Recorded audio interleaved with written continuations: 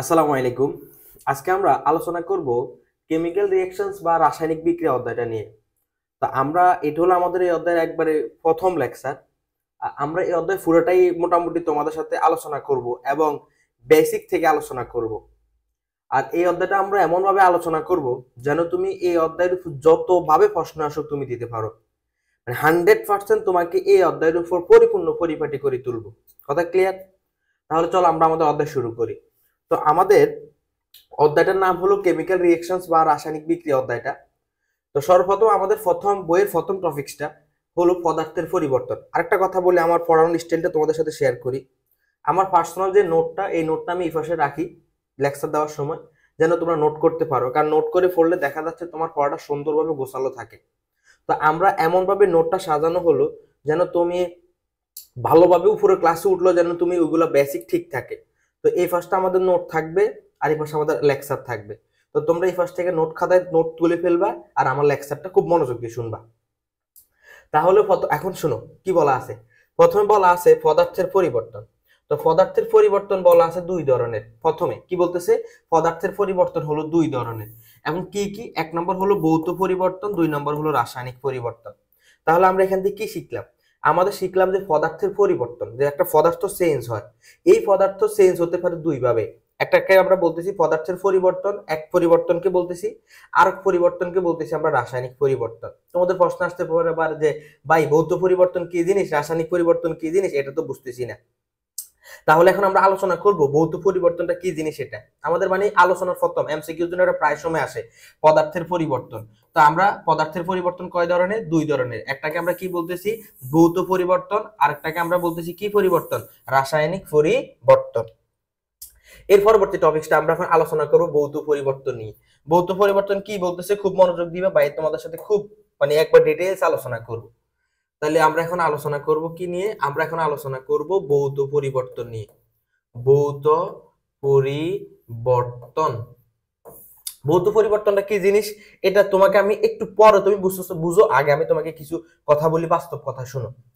মনে করো আমি যদি তোমাকে বলি যে বরফ, বরফ দেখতে কেমন, তুমি বলবা যে বরফ দেখতে কঠিন। আমি যদি তোমাকে প্রশ্ন করি যে পানি দেখতে কেমন, পানি দেখতে কেমন, তুমি বলবো পানি দেখতে তরল। আমি যদি তোমাকে বলি যে জলীয় বাষ্প দেখতে কেমন, কাকে? জলীয় বাষ্প।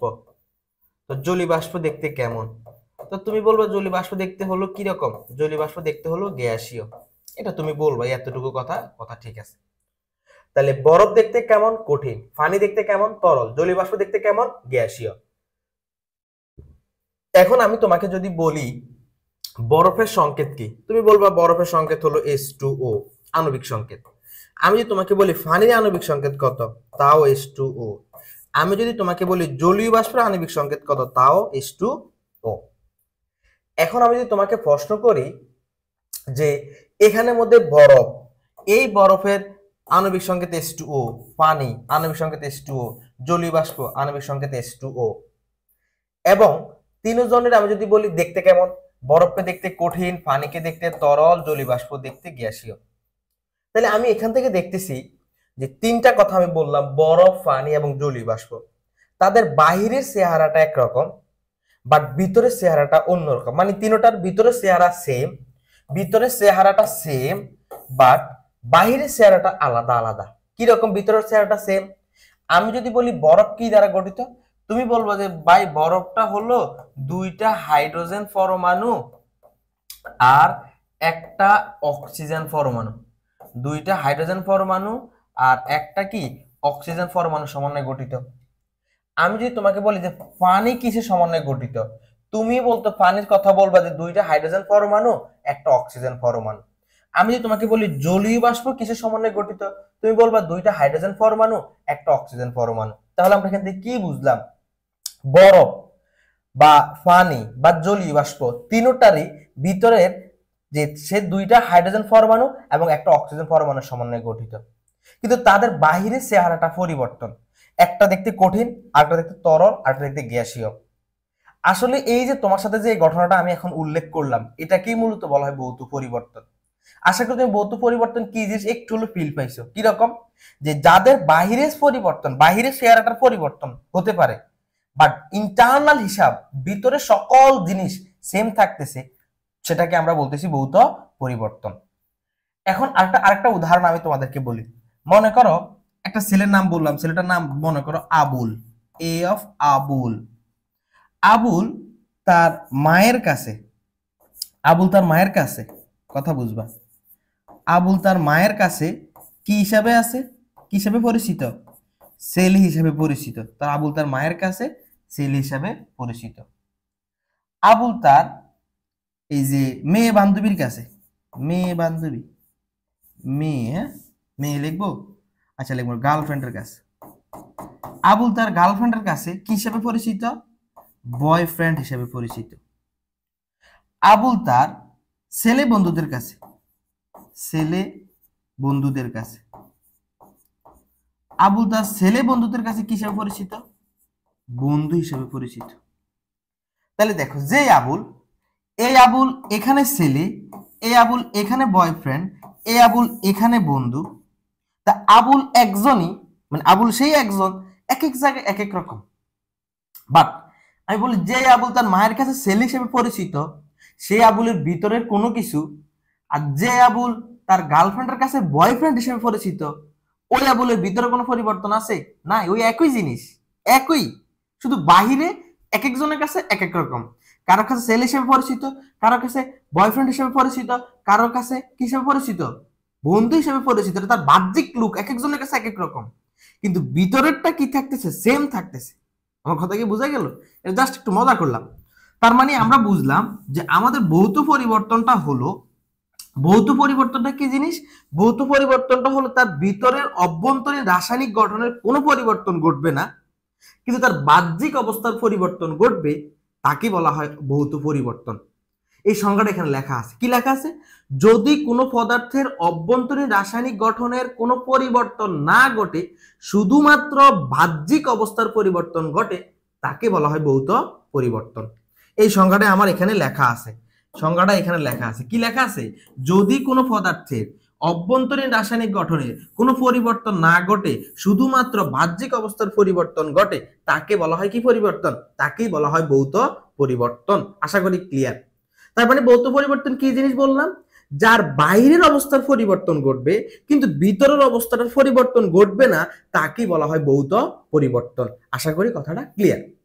এবার আসি আমরা, আমাদের বইয়ের মধ্যে একটা রিঅ্যাকশন লেখা আছে, এরকম কিরকম দেখো, আমি একটু বুঝাই তোমাদেরকে। যে মনে করো তোমার কাছে বরফ আছে, তোমার কাছে কি আছে? বরফ আছে। এখন মনে করো তুমি বরফ, এই যে এখানে লিখলাম বরফ, এই যে বরফ আছে, তুমি বরফকে একটু তাপ দাও, একটু কি দিবা? বরফকে তুমি একটু তাপ দাও। তুমি যদি বরফকে তাপ দাও, তাহলে এই বরফটা রূপান্তরিত হয়ে যাবে কিসে? এই বরফটা রূপান্তরিত হয়ে যাবে পানিতে। তুমি যদি ওই পানিকে আর একটু প্লাস মানে তাপ দেওয়া, তুমি যদি আর একটু তাপ দাও, তাহলে ওই বরফটা রূপান্তরিত হয়ে যাবে গ্যাসে বা জলীয় বাষ্পে। তার মানে তুমি বরফ, তুমি কি করলে? এক টুকরা বরফ, তুমি এক টুকরা বরফের নিচে তুমি তাপ দেওয়া শুরু করছো, তাহলে দেখবে এটা পানিতে রূপান্তরিত হয়ে গেল। তুমি এটাকে আরো তাপ দাও, দেখবে এটা গ্যাসীয় অবস্থায় রূপান্তরিত হয়ে গেল। আমার কথা কি বোঝা গেল? তাহলে তুমি একটা বরফকে তাপ দিচ্ছ, সে পানিতে রূপান্তরিত হয়ে গেল। ওই পানিটাকে তুমি আরো তাপ দাও, সেটা গ্যাসে রূপান্তরিত হয়ে গেল। এবার কথা উল্টা করে বলি, এবার তুমি গ্যাসটাকে একটু কুল করো, মানে একটু ঠান্ডা করো, ঘনীভূত করো, তাহলে এটা দেখো পানিতে রূপান্তরিত হয়ে যাবে। এটাকে আরো ঠান্ডা করো, ফ্রিজিং করো, তাহলে এটা বরফে রূপান্তরিত হয়ে যাচ্ছে। তার মানে এটাকে তুমি ঠান্ডা করো, এই যে ঠান্ডা, এটাকে তুমি ঠান্ডা করো, তাহলে গ্যাসটাকে ঠান্ডা করলে কিছু রূপান্তরিত হয়ে যায় পানিতে। তুমি পানিকে ঠান্ডা করো, আবার আরো ঠান্ডা করো, তাহলে পানিটাকে ঠান্ডা করলে সে কিছু রূপান্তরিত হয়ে যাবে, বরফে রূপান্তরিত হয়ে যাবে। তো ঠান্ডা মানে মাইনাস তাপ, ঠান্ডা মানে কি? ঠান্ডা মানে মাইনাস তাপ, ঠান্ডা মানে মাইনাস তাপ। এখন আমি যদি তোমাকে বলি বরফের সংকেত কি? বরফের সংকেত H2O। আমি যদি বলি পানির সংকেত কি? আণবিক সংকেত H2O। আমি যদি বলি গ্যাসের আণবিক সংকেত কি? H2O। এখন আমার প্রশ্ন আছে, বরফ দেখতে কেমন? তুমি বলো ভাই বরফ দেখতে কঠিন। পানি দেখতে কেমন? পানি দেখতে তরল। গ্যাস দেখতে কেমন? এটা তো জলীয় বাষ্প, গ্যাসীয় ধরে রাখলাম, এটা দেখতে গ্যাসীয়। বা জলীয় বাষ্প, বা কি লিখতে পারি, বা এটাকে জলীয় বাষ্প লিখতে পারি। তাহলে তুমি দেখতেছো যে বরফ, পানি, গ্যাস এই তিনোটারই আণবিক সংকেত মানে অভ্যন্তরীণ গঠনটা, অভ্যন্তরীণ রাসায়নিক গঠনটা সেম। এই যে কালার দিয়ে দেখালাম, তিনোটার মধ্যেই দুইটা হাইড্রোজেন পরমাণু, একটা অক্সিজেন পরমাণু, কিন্তু তার বাইরের অবস্থার পরিবর্তন, এটাকেই বলা হয় কি রাসায়নিক পরিবর্তন। আমার কথা কি, সরি, ভৌত পরিবর্তন। আমার কথা কি বোঝা গেল? তাহলে ভৌত পরিবর্তন কি, যদি কোনো পদার্থের অভ্যন্তরীণ রাসায়নিক গঠনের কোনো পরিবর্তন না ঘটে, অভ্যন্তরীণ ইন্টারনাল রাসায়নিক গঠনের যদি কোনো পরিবর্তন না ঘটে, শুধুমাত্র বাহ্যিক অবস্থার পরিবর্তন ঘটে, তাকে বলা হয় ভৌত পরিবর্তন। আশা করি কথাটা ক্লিয়ার। এই কথাটাই আমার এখানে লেখা আছে। কি লেখা আছে দেখো, কঠিন বরফ, পানি এবং জলীয় বাষ্প এই তিনটি পদার্থেরই আণবিক সংকেত H2O। আণবিক সংকেত তরল, পানি, কঠিন বরফ এবং গ্যাসীয় জলীয় বাষ্প তিনটিরই প্রতিটি অণুতে কয়টি করে হাইড্রোজেন আছে? দুইটি করে হাইড্রোজেন ও একটি করে অক্সিজেন পরমাণু আছে। আমরা শিখতাম একটু আগে, দুইটি করে হাইড্রোজেন পরমাণু আছে এবং একটি করে কি আছে? অক্সিজেন পরমাণু থাকে। কাজেই তিনটি পদার্থই একই, শুধু এদের ভৌত পরিবর্তন ঘটেছে। মানে বরফটা কঠিন, পানিটা তরল এবং জলীয় বাষ্পটা কিসীয় অবস্থায় রূপান্তরিত হয়েছে? গ্যাসীয় অবস্থায় রূপান্তর হলো। এই ধরনের পরিবর্তনকে আমরা কি বলে থাকি? এই ধরনের পরিবর্তনকে আমরা ভৌত পরিবর্তন বলবো। আশা করি তোমরা ভৌত পরিবর্তন কি জিনিস ক্লিয়ার হয়ে গেছো। তাহলে ভৌত পরিবর্তন কি জিনিস? ভৌত পরিবর্তন হলো অভ্যন্তরীণ ঠিক থাকবে, বাহ্যিক অবস্থা পরিবর্তন ঘটবে। এটা আমাদের ভৌত পরিবর্তন শেষ। তাহলে আমরা এই অধ্যায়ের শুরুতে একটা কথা বলছিলাম, দেখো কি রকম, পদার্থের পরিবর্তন দুই ধরনের, একটা ছিল ভৌত পরিবর্তন আর হলো রাসায়নিক পরিবর্তন। তা আমরা ভৌত পরিবর্তন পুরোটাই কমপ্লিট করে ফেললাম। এবার আসি আমরা আলোচনা করব রাসায়নিক পরিবর্তন নিয়ে। দেখো রাসায়নিক পরিবর্তন কি বলছে, একটু মনোযোগ দিয়ে শোনো। রাসায়নিক পরিবর্তন বলতেছে যে পরিবর্তনের ফলে সম্পূর্ণ ভিন্ন ধর্ম বিশিষ্ট নতুন পদার্থে পরিণত হয়। মানে যে পরিবর্তনের ফলে সম্পূর্ণ ভিন্ন ধর্ম বিশিষ্ট নতুন পদার্থ, মানে সম্পূর্ণ ভিন্ন একটা নতুন পদার্থ উৎপন্ন হবে। একটা রিঅ্যাকশনের কথা বলি, একটা রিঅ্যাকশন বললি এটা মনোযোগ দিয়ে শুনো, তাহলে দেখবো অনেক কিছু বুঝবা। যেমন আমাদের প্রথম রিঅ্যাকশনটার দিকে তাকাও। প্রথম রিঅ্যাকশনটা হলো CH4, এটার নাম হলো মিথেন। এটার নাম কি? এটার নাম হলো মিথেন। এটার নাম হলো মিথেন। ওর সাথে কাকে বিক্রিয়া করাবো? অক্সিজেনকে বিক্রিয়া করাবো। তো মিথেনের সাথে অক্সিজেন বিক্রিয়া করলে উৎপাদন করবে কি? উৎপাদন করবে কার্বন ডাই অক্সাইড প্লাস পানি। এখন তুমি দেখো মিথেন এটা একটা গ্যাস, তুমি মিথেনকে যদি অক্সিজেনের সাথে বিক্রিয়া ঘটাও উৎপন্ন করবে কার্বন ডাই অক্সাইড। তুমি ভৌত পরিবর্তন দেখছো, ওদের বাহ্যিক অবস্থার পরিবর্তন ঘটবে কিন্তু অভ্যন্তরীণ অবস্থার পরিবর্তন ঘটবে না, মানে তার অভ্যন্তরীণটা ঠিক থাকতেছে।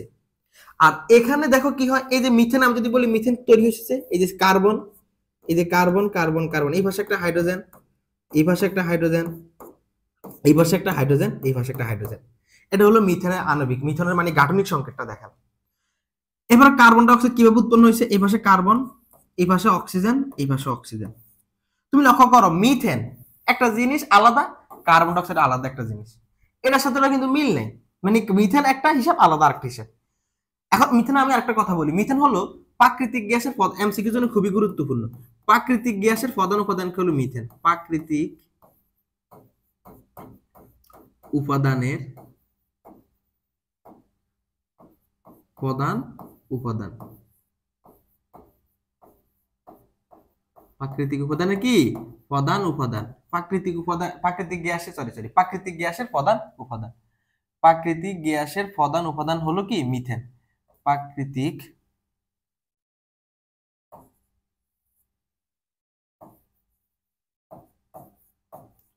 প্রাকৃতিক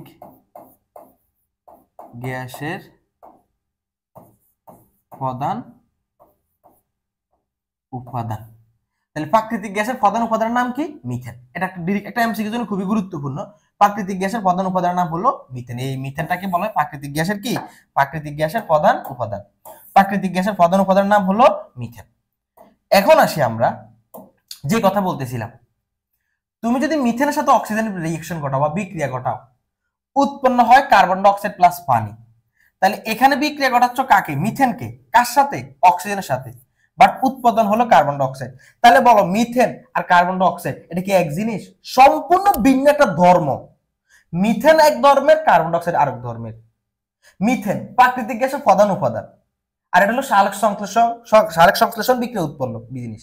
তাহলে একটা এই মিথেন একটা বিষয়, কার্বন ডাইঅক্সাইড আরেকটা বিষয়, তাহলে সম্পূর্ণ ভিন্ন ধর্ম হইছে না? তুমি লক্ষ্য করো তো, কার্বন ডাইঅক্সাইড কি তুমি যখন বিয়োজন করবা, এই কার্বন ডাইঅক্সাইডের ভিতরে কি থাকতেছে? একটা কার্বন, দুইটা অক্সিজেন পরমাণু। আর তুমি মিথেনের দিকে লক্ষ্য করো, মিথেনের ভিতর কি আছে? একটা কার্বন, 4টা হাইড্রোজেন পরমাণু। এখানে কয়টা কার্বন আছে?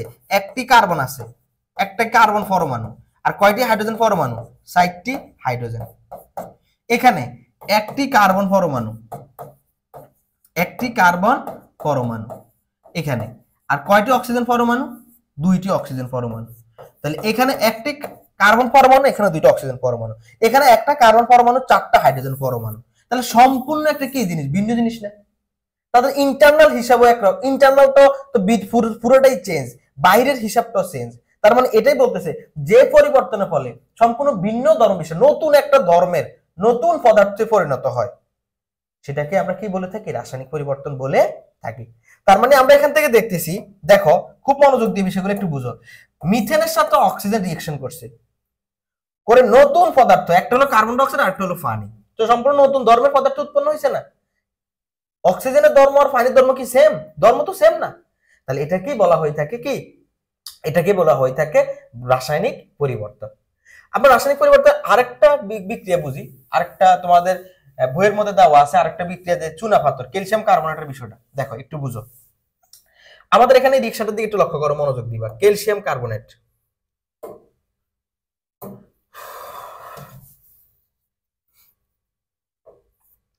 Calcium carbonate. তুমি যদি ক্যালসিয়াম কার্বনেটের সাথে হাইড্রোক্লোরিক অ্যাসিড বিক্রিয়া ঘটাও, উৎপন্ন হবে কি জানো? উৎপন্ন হবে ক্যালসিয়াম ক্লোরাইড প্লাস কার্বন ডাই অক্সাইড প্লাস পানি। এটা আমাদের উৎপন্ন হবে। এটা হলো এটা ক্যালসিয়াম কার্বনেটকে তুমি যদি হাইড্রোক্লোরিক অ্যাসিডের সাথে রিঅ্যাকশন ঘটাও, তাহলে উৎপন্ন হবে ক্যালসিয়াম ক্লোরাইড প্লাস কার্বন ডাই অক্সাইড প্লাস পানি। তো এখানে এটা তো চুনা পাথর, এটা কি ছিল? এটার নাম কি? চুনা পাথর। এটা তো একটা অ্যাসিড, হাইড্রোক্লোরিক অ্যাসিড। এটা তো একটা লবণ, ক্যালসিয়াম ক্লোরাইড। এটা তো গ্যাস, এটা লিকুইড, সব আমাদের এখানে লেখা আছে। তো এটা গ্যাস, হ্যাঁ, জি তারা গ্যাস বুঝবে, এটা তারা লিকুইড বুঝবে, তরল পদার্থ। তাহলে লক্ষ্য করো, আমরা এখানে ক্যালসিয়াম কার্বনেট একটা চুনা পাথর, আর ক্যালসিয়াম ক্লোরাইড একটা লবণ, সম্পূর্ণ ভিন্ন ধর্ম উৎপন্ন হয়ে গেছে, কিন্তু সম্পূর্ণ ভিন্ন ধর্ম। এটা একটা অ্যাসিড, এটা একটা লবণ, এটা একটা অ্যাসিড, এটা একটা গ্যাস, এটা একটা অ্যাসিড, এটা একটা লিকুইড, তরল পদার্থ। তাহলে বলতো এদের ধর্মের সাথে এদের ধর্মের কোনো কি মিল আছে? কোনো মিল নাই, সম্পূর্ণ নতুন ধর্ম উৎপন্ন হলো। আর এটাকেই বলা হয় রাসায়নিক পরিবর্তন, যে যে পরিবর্তনের ফলে নতুন সম্পূর্ণ ভিন্ন ধর্ম বিশিষ্ট নতুন পদার্থে পরিণত হবে, নতুন ধর্ম চলে আসবে টোটালি, সেটাকেই বলা হয় কি? রাসায়নিক পরিবর্তন। আশা করি কথাগুলো ক্লিয়ার। তাহলে আমরা কি শিখলাম? আমরা শুরুতে শিখলাম পদার্থের পরিবর্তন দুই ধরনের, একটাকে বলছিলাম ভৌত পরিবর্তন, আর একটা গেলাম রাসায়নিক পরিবর্তন। ভৌত পরিবর্তন মানে কি? ভৌত পরিবর্তন মানে হলো যার বাহিরের অবস্থার পরিবর্তন ঘটবে কিন্তু ভিতরের অবস্থা ঠিক থাকবে। আর রাসায়নিক পরিবর্তন হলো যে যারা রিঅ্যাকশন ঘটায় পূর্বের কি ধর্ম ছিল ওটা ঠিক থাকবে না, নতুন টোটাল একটা ধর্মে চলে যাবে, সেটাকে আমরা বলে থাকি কি? রাসায়নিক পরিবর্তন। আশা করি কথাগুলো ক্লিয়ার। এখন আসি, দেখো আমরা পরবর্তী টপিকসের মধ্যে এখন যাব, খুব মনোযোগ দিবা। এখন আসি, দেখো রাসায়নিক বিক্রিয়া শ্রেণী বিভাগ নিয়ে আমরা আলোচনা করব। রাসায়নিক বিক্রিয়া শ্রেণী বিভাগ, এই রাসায়নিক বিক্রিয়া আমাদের আলোচনা বলতে এখান থেকে অনেকগুলো বিষয় জানবো। রাসায়নিক বিক্রিয়া শ্রেণী বিভাগ নিয়ে আলোচনা। রাসায়নিক বিক্রিয়া শ্রেণী বিভাগটা এটা দুই রকম হতে পারে। বিক্রিয়ার দিকের উপর ভিত্তি করে একরকম, আবার তাপের উপর ভিত্তি করে একরকম। তো আমরা প্রথমত আলোচনা করব দিকের উপর ভিত্তি করে। দিকের উপর ভিত্তি করে, তার মুভমেন্টের উপর ভিত্তি করে আমরা আগে একরকম শিখবো, এরপরে তাপের উপর ভিত্তি করে আমরা শিখবো। তো আমাদের এখানে লেখা আছে যে বিক্রিয়ার তাপ দিকের উপর ভিত্তি করে, কিসের উপর ভিত্তি করে? দিকের উপর ভিত্তি করে রাসায়নিক বিক্রিয়াকে দুই ভাগে ভাগ করা হয়। এই যে দিকের উপর ভিত্তি করে রাসায়নিক বিক্রিয়া কয় ভাগে ভাগ করা হয়? রাসায়নিক বিক্রিয়াকে দুই ভাগে ভাগ করা হয়। তাহলে আমরা এখান থেকে প্রথমে জিনিস, এমসিকিউর জন্য খুবই গুরুত্বপূর্ণ ভাই, এমসিকিউর এতটা গুরুত্বপূর্ণ এই প্রথম কথাগুলো বলার বাইরে। তাহলে বিক্রিয়ার দিকের উপর ভিত্তি করে বিক্রিয়াকে দুই ভাগে ভাগ করতে পারি। একটাকে বলা হয় একমুখী বিক্রিয়া, আরটাকে বলা হয় উভমুখী বিক্রিয়া। তাহলে আমরা কি বুঝলাম, বিক্রিয়ার দিকের উপর ভিত্তি করে বিক্রিয়াকে কয় ভাগে ভাগ করা যায়, দুই ভাগে ভাগ করা যায়। একটা নাম হলো একমুখী বিক্রিয়া, আর একটা নাম কি মুখী বিক্রিয়া, উভমুখী বিক্রিয়া। এখন আমরা একমুখী বিক্রিয়া ডিটেইলস আলোচনা করব। একমুখী বিক্রিয়া নিয়ে এখন আমরা আলোচনা করব। একমুখী বিক্রিয়া, তাহলে এখন আমাদের আলোচনার বিষয়টা কি হবে, একমুখী বিক্রিয়া নিয়ে। একমুখী বিক্রিয়া কি বলতেছে দেখো, এর আগে আমি তোমাকে একটু কিছু কথাবার্তা বলি যে আমরা বিক্রিয়ক কি জিনিস, উৎপাদ কি জিনিস, আগে একটু বিষয়টা আমরা আগে আলোচনা করি। মনে করো এখানে লিখলাম ক্যালসিয়াম কার্বনেট। ক্যালসিয়াম কার্বনেটকে তুমি যদি বিয়োজন করো তাহলে এখান থেকে উৎপন্ন হয় ক্যালসিয়াম অক্সাইড প্লাস কার্বন ডাই অক্সাইড। এই যে এখানে যাদেরকে লিখতেছো, এই যে এখানে এদেরকে বলা হয় বিক্রিয়ক। এদেরকে কি বলা হয়, এদেরকে বলা হয় বিক্রিয়ক। আর এখানে যাদেরকে লিখতেছো এদেরকে বলা হয় কি, উৎপাদ। কি বলা হয়, উৎপাদ। মানে যারা বিক্রিয়া করে তাদেরকে বিক্রিয়ক বলে, আর যেটা উৎপন্ন হয় তাকে উৎপাদ বলে। যারা বিক্রিয়া করে তাদেরকে বিক্রিয়ক বলে, আর যেটা উৎপন্ন হয় তাকে কি বলা হয়, উৎপাদ বলা হয়। যেমন এখানে একটা জিনিস লক্ষ্য করো, যেমন এখানে একটা উদাহরণ বলি, এখানে উদাহরণ তিনটা উদাহরণ আছে। আমরা প্রথম উদাহরণটা কথা বলছি, 2 নম্বর উদাহরণটার দিকে একটু মনোযোগ দিলে এখন আরেকটা জিনিস বুঝবা। যেমন ধরো এই যে কার্বন প্লাস অক্সিজেন বিক্রিয়া করে উৎপন্ন করলো কার্বন ডাই অক্সাইড, তাহলে এরা কি করছে, বিক্রিয়া করছে না, এদেরকে বলা হয় বিক্রিয়ক। আর এটা কি উৎপন্ন হয়েছে না, এটাকে বলা হয় উৎপাদ। কি বলা হয়, উৎপাদ। যেমন একটু আরেকটু মনোযোগ দাও, আমরা এখানের মধ্যে 3টা বিক্রিয়া আছে আমার শীটের মধ্যে। এই যে প্রথম বিক্রিয়া, এই যে ক্যালসিয়াম কার্বনেট ভেঙে গেছে, এটা একটা বিক্রিয়ক। কার্বনের সাথে অক্সিজেন বিক্রিয়া করলো, কার্বন ডাই অক্সাইডের একটা বিক্রিয়ক। পটাশিয়াম ক্লোরাইড বিয়োজিত হয়ে পটাশিয়াম ক্লোরাইড অক্সিজেন উৎপন্ন করলো, তাহলে এটা বিক্রিয়ক, এগুলা বিক্রিয়ক, এগুলা বিক্রিয়ক। তাহলে বিক্রিয়ক কি চিনলাম। তাহলে বিক্রিয়ক মানে কি, বিক্রিয়ক মানে হলো যারা রাসায়নিক বিক্রিয়া করে তাদেরকে বিক্রিয়ক বলে, আর বিক্রিয়া করে যেটা উৎপন্ন হয় এটাকে উৎপাদ বলে। আমার কথা কি বোঝা গেল, তাহলে বিক্রিয়ক আর উৎপাদ তো চিনলাম। এবার আসি দেখো সংজ্ঞার মধ্যে, এবার আসি কি বলতেছে, যে রাসায়নিক বিক্রিয়ায় বিক্রিয়ক পদার্থগুলো উৎপাদে পরিণত হবে কিন্তু উৎপাদ পদার্থগুলো বিক্রিয়া করে বিক্রিয়কে রূপান্তরিত হবে না, ওই বিক্রিয়াকে বলা হয় একমুখী বিক্রিয়া। মানে কথা হলো এই ফার্স্টটা বিক্রিয়া করে এই ফার্স্ট উৎপন্ন করবে, বাট এই ফার্স্টটা বিক্রিয়া করে আবার এই ফার্স্ট উৎপাদন করবে না, তাকে বলা হয় একমুখী বিক্রিয়া। মানে যে রাসায়নিক বিক্রিয়ায় এই বিক্রিয়ক পদার্থগুলো, এই যে বিক্রিয়কগুলো বিক্রিয়া করে, এই যে বিক্রিয়কগুলো বিক্রিয়া করে এই উৎপাদ মামাদেরকে তৈরি করবে, উৎপাদ মামাদেরকে তৈরি করবে, কিন্তু এই উৎপাদগুলো বিক্রিয়া করে এই মামাদেরকে তৈরি করতে পারবে না, তাকেই বলা হয় কিমুখী বিক্রিয়া, একমুখী বিক্রিয়া। আশা করি কথাটা ক্লিয়ার। তাহলে কি বুঝলাম, যে রাসায়নিক বিক্রিয়ায় এই বিক্রিয়ক পদার্থগুলো বিক্রিয়া করে উৎপাদ উৎপাদন করবে, কিন্তু উৎপাদ পদার্থগুলো বিক্রিয়া করে এই বিক্রিয়ক উৎপাদন করতে পারবে না, তাকে বলা হয় একমুখী বিক্রিয়া। কয়মুখী বিক্রিয়া, একমুখী বিক্রিয়া। আমার শীটের মধ্যে এই উদাহরণগুলো, একমুখী বিক্রিয়া অনেকগুলো উদাহরণ আছে, এর আগে আরো কিছু কথা বলি। একমুখী বিক্রিয়াকে এই তীর চিহ্ন দ্বারা প্রকাশ করা হয়।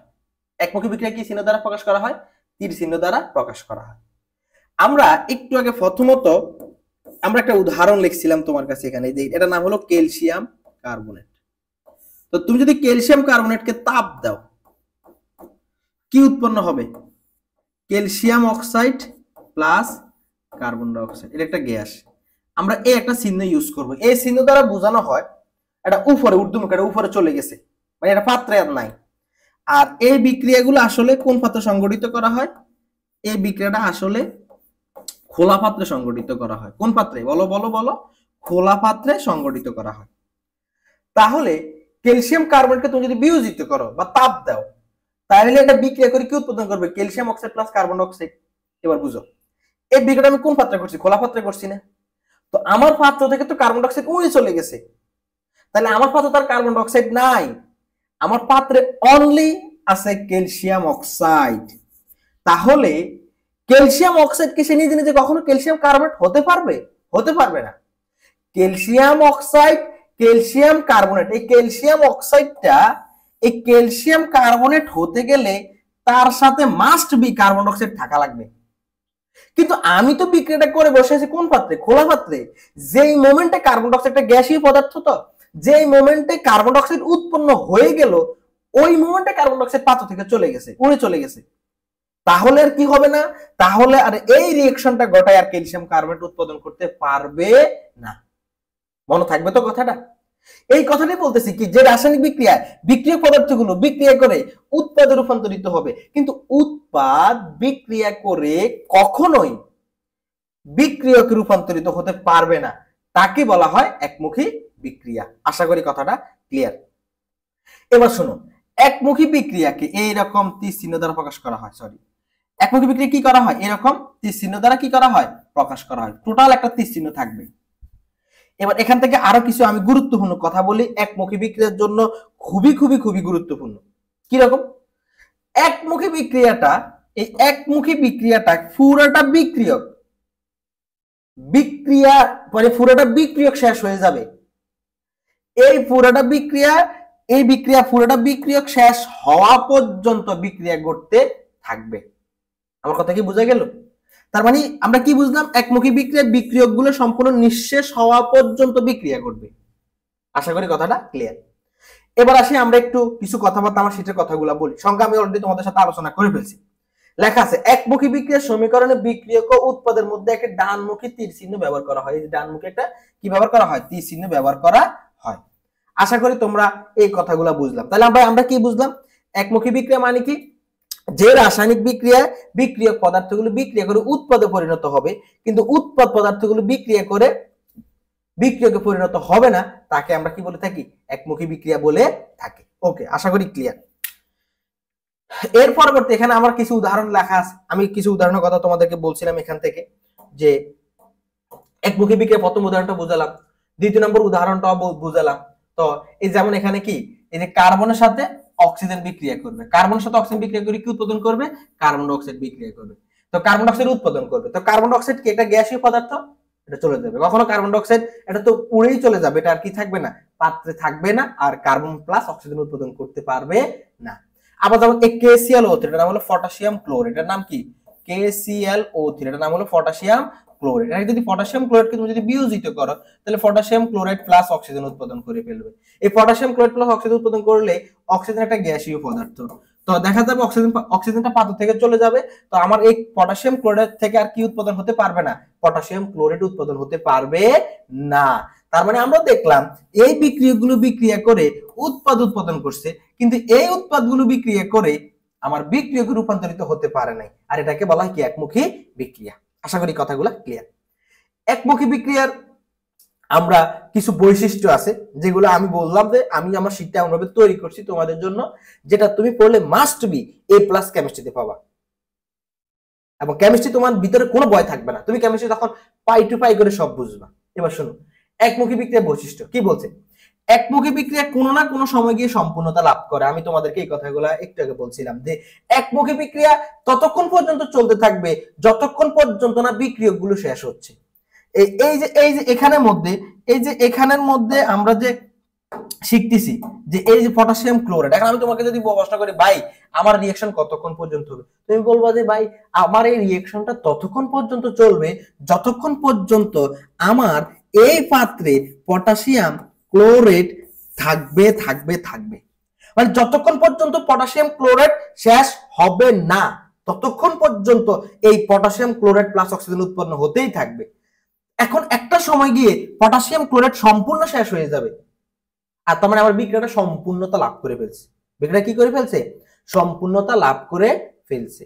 যেমন তুমি আবুল, মনে করো আবুল নামক লোকটা আখি নামক একটা মেয়ের সাথে রিলেশন করতেছে, এখন ওদের মধ্যে রিলেশন চলতেছে চলতেছে চলতেছে চলতেছে, ওদের আমরা না বলি অবশেষে সম্পূর্ণতা লাভ করছে, কিসের মাধ্যমে, বিয়ের মাধ্যমে। তো এই বিক্রিয়াটা সম্পূর্ণতা লাভ করছে কখন, যখন এই পুরোটা শেষ হয়ে যায়, পটাশিয়াম ক্লোরাইড শেষ হয়ে যায়। বড় বাজার থেকে শুনলাম বিয়ে করলে নাকি মানুষ মারা যায়, মানে বিয়ে করলে মানুষ দুনিয়ায় কি অর্ধেক মারা যায়, মানে অর্ধেক শেষ হয়ে যায়, অর্ধেক, একটু লিখে দিলাম, হ্যাঁ, অর্ধেক শেষ হয়ে যায়। তার মানে সম্পূর্ণতা হয়ে যাওয়া মানে বিক্রিয়া শেষ। এই যে আমরা বলি রিলেশনের পরে কি হয়েছে, বিয়ে শাদী হয়ে গেল মানে সম্পূর্ণতা লাভ করছে, মানে রিঅ্যাকশন শেষ। এটাই বলতেছে যে কোনো না কোনো সময় গিয়ে সম্পূর্ণতা লাভ করে, মানে সম্পূর্ণ বিক্রিয়া পদার্থ কোনো না কোনো সময় গিয়ে সম্পূর্ণ মানে শেষ হয়ে যাবে, আর তখন বিক্রিয়ার সম্পূর্ণতা লাভ হয়ে যাবে। এই কথাটা এটাই বলছে। 2 নম্বর কথা কি বলছে, একমুখী বিক্রিয়ার সম্পূর্ণতা লাভের কারণে কোনো না কোনো সময় গিয়ে তুল্য পরিমাণ অংশগ্রহণকারী বিক্রিয়কগুলো নিঃশেষ হয়ে যায়। অলরেডি ভাই আমি এটা বলে ফেলছি, এই যে কোনো না কোনো সময় গিয়ে পটাশিয়াম ক্লোরাইড শেষ হয়ে যাবে, পটাশিয়াম ক্লোরাইড শেষ হওয়ার আগ পর্যন্ত বিক্রিয়া চলতে থাকবে। যেই মোমেন্টে পটাশিয়াম ক্লোরাইড শেষ হয়ে যাবে আমার বিক্রিয়াটাও শেষ হয়ে যাবে। এই কারণে কোনো না কোনো সময়ে এই তুল্য মূল পরিমাণ কি বিক্রিয়ক কি হয়ে যাবে, শেষ হয়ে যাবে। এখন আমি তোমাদেরকে একটা কথা বলবো, এটা একটু ভাই স্পেশাল মনে রাখবা, স্পেশাল। 3 নম্বরটা, এই বিক্রিয়া কোনো সাম্য অবস্থা তৈরি হয় না। এখন সাম্য অবস্থা কি জিনিস তোমাকে আমি এটা সামনে গিয়ে বুঝাবো। সাম্য অবস্থা কি জিনিস উভমুখী বিক্রিয়া পড়াতে গেলে তুমি এখন শুধু এতটুকু বলছে মানে মুখস্থ রাখবো, বাবর ভাই বললো একমুখী বিক্রিয়া সাম্য অবস্থা তৈরি হয় না। সাম্য অবস্থা কি জিনিস আমরা 10 থেকে 20 মিনিট ওয়েট করলেই বুঝে যাব। কথা ক্লিয়ার? তাহলে আমার কাজ হলো এখন এগুলো আমি এই দুইটা বুঝালাম, আর এটা একটু বলি শুনো। বেশিরভাগ একমুখী বিক্রিয়া খোলা পাত্রে সংঘটিত হয়। এই যে আমাদের যেখানে 3টা রিঅ্যাকশন করলাম এখানে সবগুলো কিন্তু খোলা পাত্রে সংঘটিত হয়েছে। এই খোলা পাত্রে সংঘটিত হওয়ার কারণে গ্যাসগুলো কি হয়ে যায়, উড়ে চলে যায়। তার মানে আমরা 3টা রিঅ্যাকশন বুঝলাম, আর আমি বলছি এটা একটু কষ্ট করে মুখস্থ রাখো, আমরা সামনে গেলে এটা বিষয়টা ক্লিয়ার হয়ে যাবে। এতক্ষণ ধরে যে আলোচনা করলাম একমুখী বিক্রিয়া নিয়ে যে আলোচনাটা করলাম, তাহলে একমুখী বিক্রিয়া সম্বন্ধে আমরা কি বুঝলাম, যে রাসায়নিক বিক্রিয়ায় বিক্রিয়ক পদার্থগুলো, এই যে বিক্রিয়ক পদার্থগুলো বিক্রিয়া করে উৎপাদন করবে, কিন্তু উৎপাদ পদার্থগুলো বিক্রিয়া করে বিক্রিয়কে রূপান্তরিত হবে না, তাকে আমরা একমুখী বিক্রিয়া বলি। একমুখী বিক্রিয়া কি চিহ্ন ব্যবহার করা হয়, এরকম একটা তীর চিহ্ন ব্যবহার করা হয়। একমুখী বিক্রিয়া এরকম একটা তীর চিহ্ন ব্যবহার করা হয়, সম্পূর্ণ তীর চিহ্ন ব্যবহার করা হয়ে থাকে। এবার আমরা তোমাদেরকে একমুখী বিক্রিয়া কি শিখালাম, বৈশিষ্ট্যটাও শিখিয়ে দিলাম। আশা করি এতটুকু পর্যন্ত সবাই ক্লিয়ার এবং সবাই এগুলো নোট খাতায় তুলে ফেলছো। আশা করি এগুলো মাস্ট বি নোট খাতায় তুলবা, মাস্ট বি নোট খাতায় তুলবা। এবার আসি আমরা পরবর্তী পড়ায় আসি, উভমুখী বিক্রিয়া। উভমুখী বিক্রিয়া নিয়ে আমরা এখন আলোচনা করব। এখন দেখো কি বলতেছে, উভমুখী বিক্রিয়াটা কি বলে একটু শোনো। যে রাসায়নিক বিক্রিয়ায় বিক্রিয়ক পদার্থ বিক্রিয়া করে উৎপাদে পরিণত হয়, আবার উৎপাদ পদার্থগুলো বিক্রিয়া করে বিক্রিয়কে পরিণত হয়, তাকে উভমুখী বিক্রিয়া বলে। একমুখী বিক্রিয়া উভমুখী বিক্রিয়া পার্থক্যটা হলো, একমুখী বিক্রিয়ায় বিক্রিয়ক পদার্থগুলো বিক্রিয়া করে উৎপাদে যাবে, আর উৎপাদ এগেইন আসতে পারবে না। আর উভমুখী বিক্রিয়া হলো বিক্রিয়কগুলো বিক্রিয়া করে যেমন উৎপাদে রূপান্তরিত হবে, আবার উৎপাদগুলো বিক্রিয়া করে কিন্তু বিক্রিয়কে রূপান্তরিত হতে পারবে। একটু সিম্পল একটা জিনিস লক্ষ্য করো তোমরা, আমরা একটু আগে একটা উদাহরণ এভাবে লিখছিলাম যে ক্যালসিয়াম কার্বনেটকে যদি আমরা বিয়োজিত করি বা তাপ দিই তাহলে কি উৎপন্ন হয়, ক্যালসিয়াম অক্সাইড প্লাস কার্বন ডাই অক্সাইড। তা আমি বলছিলাম ভাই এটা উপরে উঠে যায়, মানে এটা হলো খোলা পাত্রে রিঅ্যাকশনটা ঘটছে। কোন পাত্রে রিঅ্যাকশনটা ঘটলো, খোলা পাত্রে। দেখো একটু বুঝো, আমি এবার যদি এই বিক্রিয়াটাকে যদি বদ্ধ পাত্রে ঘটাই, বদ্ধ পাত্রে ক্যালসিয়াম কার্বনেট কে যদি আমি তাপ দিলে উৎপাদন হবে ক্যালসিয়াম অক্সাইড প্লাস কার্বন ডাই অক্সাইড। এটা আমরা কোন পাত্রে করছি, এটা আমরা বদ্ধ পাত্রে সংঘটিত করছি। কোন পাত্রে, বদ্ধ পাত্রে।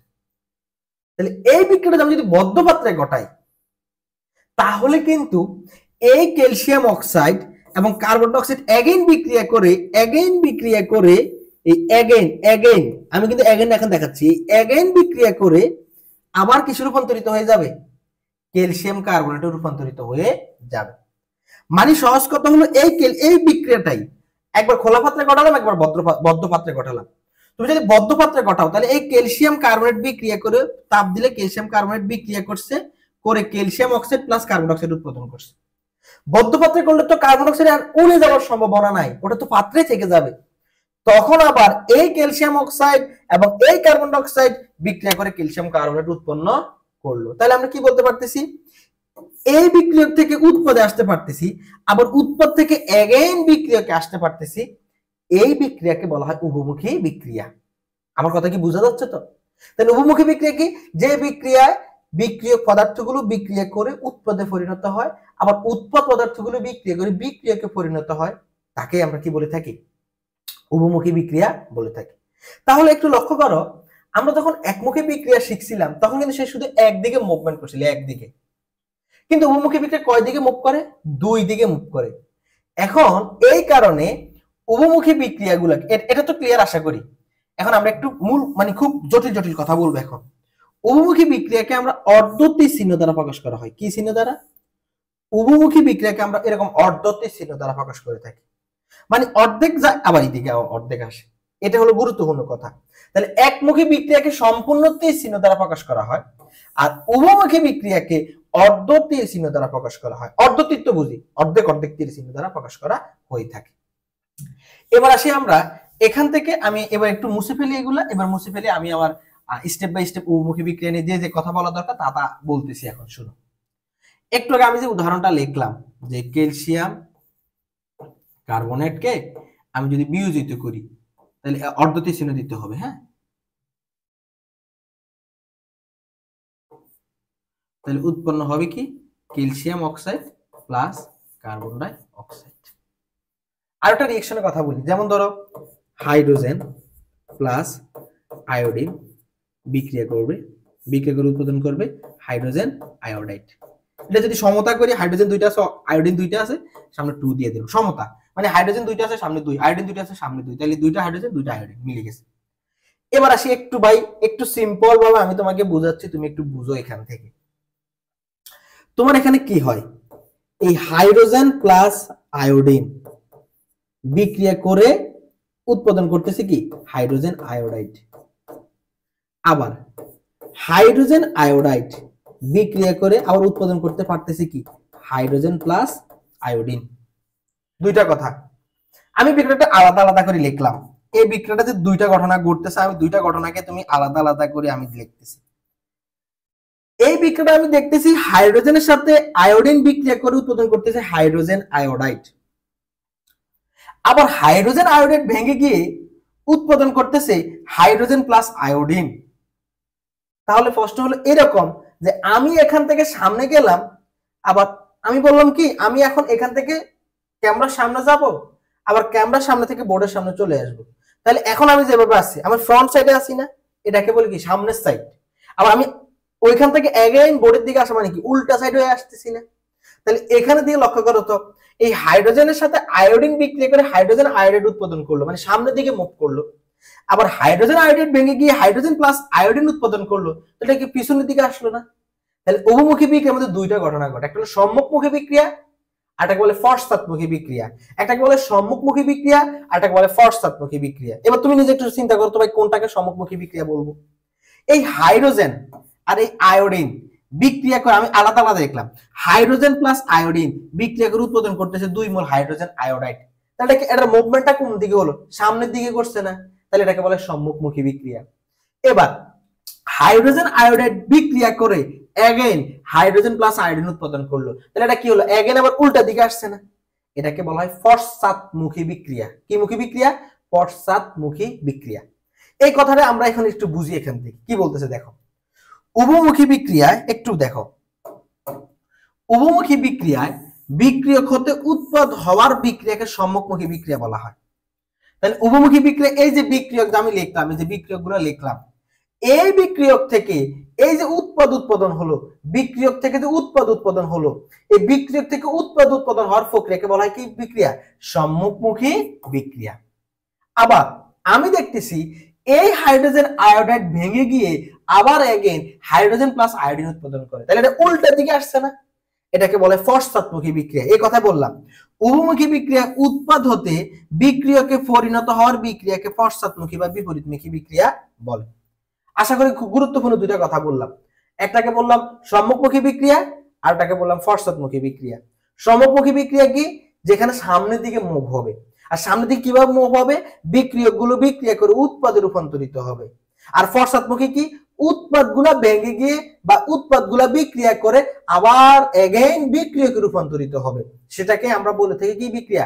পশ্চাৎমুখী বিক্রিয়া। তাহলে উভমুখী বিক্রিয়া কয়টা অংশ পেলাম? দুইটা অংশ পেলাম। একটাকে পেলাম সম্মুখমুখী, আরেকটা পেলাম পশ্চাৎমুখী। আমি আবার এগেইন কথা বলে দিই, উভমুখী বিক্রিয়া কাকে বলে? যে বিক্রিয়ায় বিক্রিয়ক বিক্রিয়া করে যেমন উৎপাদে পরিণত হবে, ঠিক তেমনি উৎপাদগুলো বিক্রিয়া করে আবার বিক্রিয়কে রূপান্তরিত হতে পারবে, সেটাকে আমরা বলতে পারি উভমুখী বিক্রিয়া। এবার আরেকটা কাহিনী এখান থেকে খুব মনোযোগ দিয়ে কথাগুলো শুনবা। উভমুখী বিক্রিয়া মানে উভমুখী বিক্রিয়ার কখনোই বিক্রিয়কগুলো 100% বিক্রিয়া করে না। আবার উৎপাদগুলো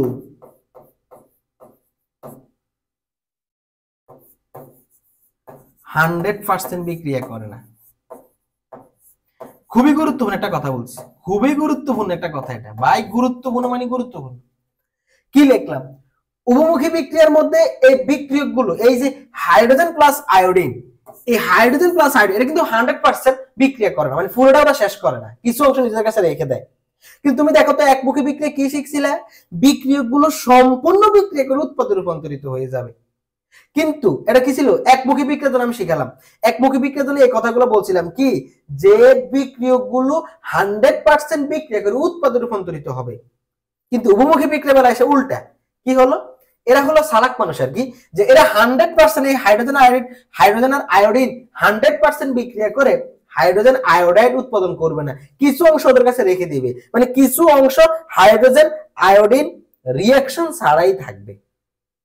আবার তুমি জানো হাইড্রোজেন আয়োডাইড বিক্রিয়া করে হাইড্রোজেন প্লাস আয়োডিন উৎপন্ন করে, এই হাইড্রোজেন আয়োডাইডও সম্পূর্ণ বিক্রিয়া করে বিক্রিয়কে রূপান্তরিত হবে না, কিছু অংশ এদের কাছে থেকে যায়, মানে কিছু অংশ এদের কাছে নিজেদের কাছে রেখে যায়।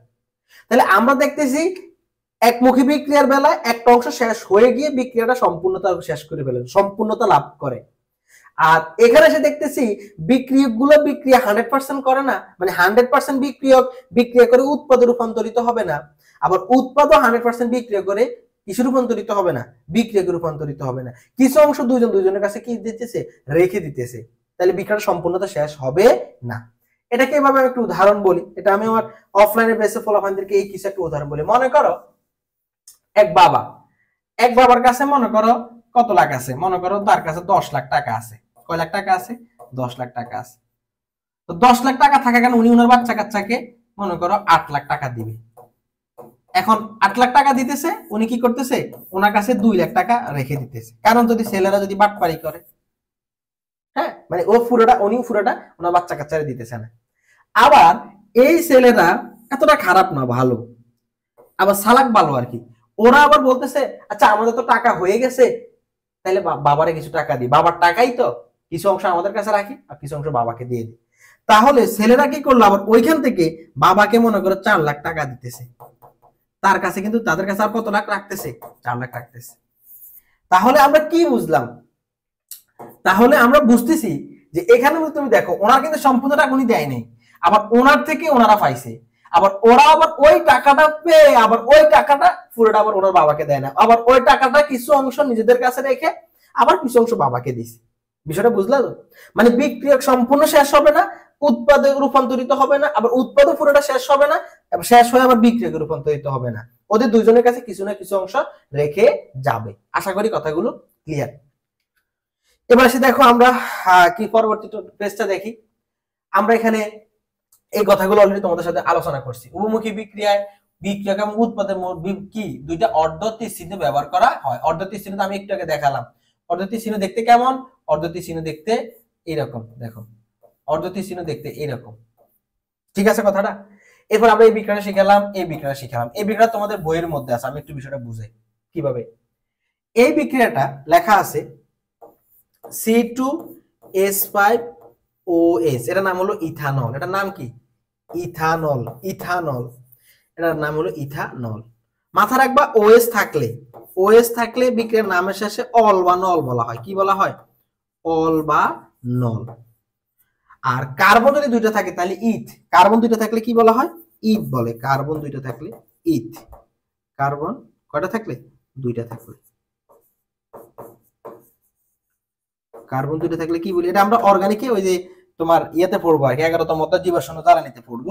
এখন এখানে জাস্ট শুধু নামটা মনে রাখো, এখানে নামটা মনে রাখো, আর কিছু লাগবে না। তাহলে ইথানল, ইথানলের সাথে ইথানোয়িক অ্যাসিড যদি বিক্রিয়া ঘটায়, ethanoic acid, acid double S দেখলেই নোয়িক অ্যাসিড বা ওয়িক অ্যাসিড বলি। তাহলে ইথানলের সাথে এটার নাম হলো ইথানোয়িক অ্যাসিড। এটার নাম কি অ্যাসিড? এটার নাম হলো ইথানোয়িক অ্যাসিড। ইথানলের সাথে ইথানোয়িক অ্যাসিড যদি বিক্রিয়া ঘটায় তাহলে উৎপন্ন করবে C2H5, আচ্ছা সরি আমরা আগে C2H5 টা পরে লিখি, CH3 C ডাবল ও C2H5 প্লাস পানি, এটা উৎপাদন করে। এখন আসলে দেখো এটার নাম কি? এটার নাম হলো ইথাইল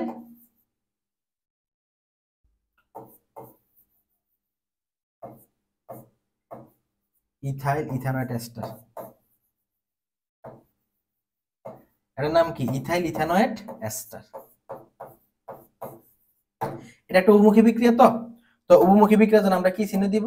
উভমুখী বিক্রিয়াতে আমরা একটা অর্ধতীর চিহ্ন ব্যবহার করব। কি চিহ্ন ব্যবহার করব? অর্ধতীর চিহ্ন ব্যবহার করব, এরকম অর্ধতীর চিহ্ন। এটা তোমাদের বইয়ের মধ্যে এই বিক্রিয়াটা লেখা আছে। আচ্ছা এই বিক্রিয়াটা কিভাবে হলো আমি একটু তোমাদেরকে বুঝাই। হ্যাঁ, এই বিক্রিয়াটা মূলত এভাবে হলো, C2H5 প্লাস আর OS মাইনাস, আবার এখান থেকে উৎপাদন হবে CH3C ডাবল ও মাইনাস আর একটা উৎপন্ন হবে S প্লাস। তো এখান থেকে আমরা জানি যে একটা প্লাসের সাথে আরেক বিক্রিয়া মাইনাস বিক্রিয়া উৎপাদন করে। তাহলে এখানের সাথে C2H5 এর সাথে CH3C ডাবল ও মাইনাস একসাথে হলো। এই CH3C ডাবল ও মাইনাস সাথে C2H5 হয়ে উৎপাদন করছে কি? এই যে CH3C ডাবল ও C2H5 এটা উৎপাদন করছে। আর এই S এর সাথে S প্লাসের সাথে OS রিঅ্যাকশন করে উৎপাদন করছে কি? পানি। তাহলে এটা একটা উভমুখী বিক্রিয়া, মানে ইথানলের সাথে ইথানোয়িক অ্যাসিড বিক্রিয়া করে ইথাইল ইথানয়েড এস্টার উৎপাদন করে, ইথাইল ইথানয়েড এস্টার প্লাস পানি উৎপাদন করে।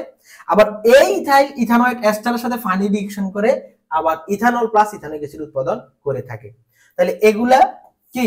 এগুলা বিক্রিয়া করে উৎপাদে রূপান্তরিত হতে পারে, আবার এই উৎপাদগুলা বিক্রিয়া করে আবার কিসে রূপান্তরিত হতে পারে? বিক্রিয়কে রূপান্তরিত হতে পারে। এটাকে আমরা বলে থাকি কি? উভমুখী বিক্রিয়া। আশা করি কথাগুলো ক্লিয়ার। এবার উভমুখী বিক্রিয়া কিছু বৈশিষ্ট্য আমার এখানে লেখা আছে। উভমুখী বিক্রিয়াগুলোকে উভয় দিক থেকে শুরু করা যায়। যেমন এই বিক্রিয়াগুলো এদিক থেকে যেমন শুরু করতে পারতেছো, আবার এই বিক্রিয়াগুলো তুমি এখান থেকেও শুরু করতে পারতেছো। মানে উভমুখী বিক্রিয়াগুলো উভয় দিক থেকে শুরু করা যাবে। বিক্রিয়ক থেকে যেমন শুরু করা যাবে, উৎপাদ থেকেও শুরু করা যাবে।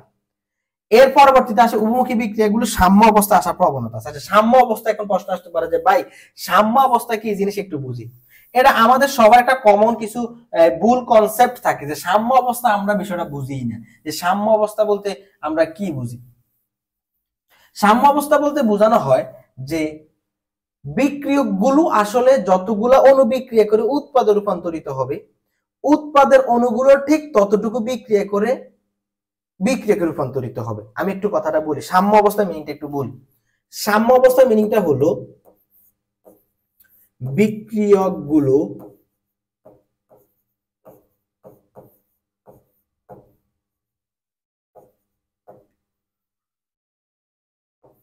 যতগুলো অণু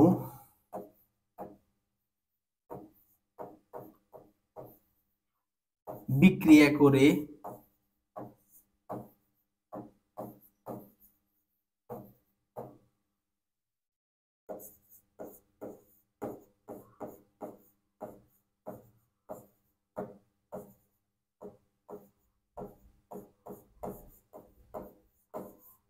রূপান্তরিত হবে ঠিক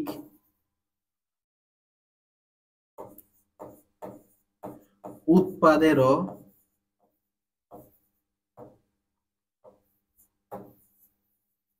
ততগুলো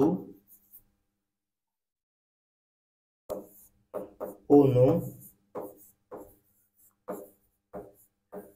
বিক্রিয়া করে কিসে রূপান্তরিত হবে? বিক্রিয়কে রূপান্তরিত হবে।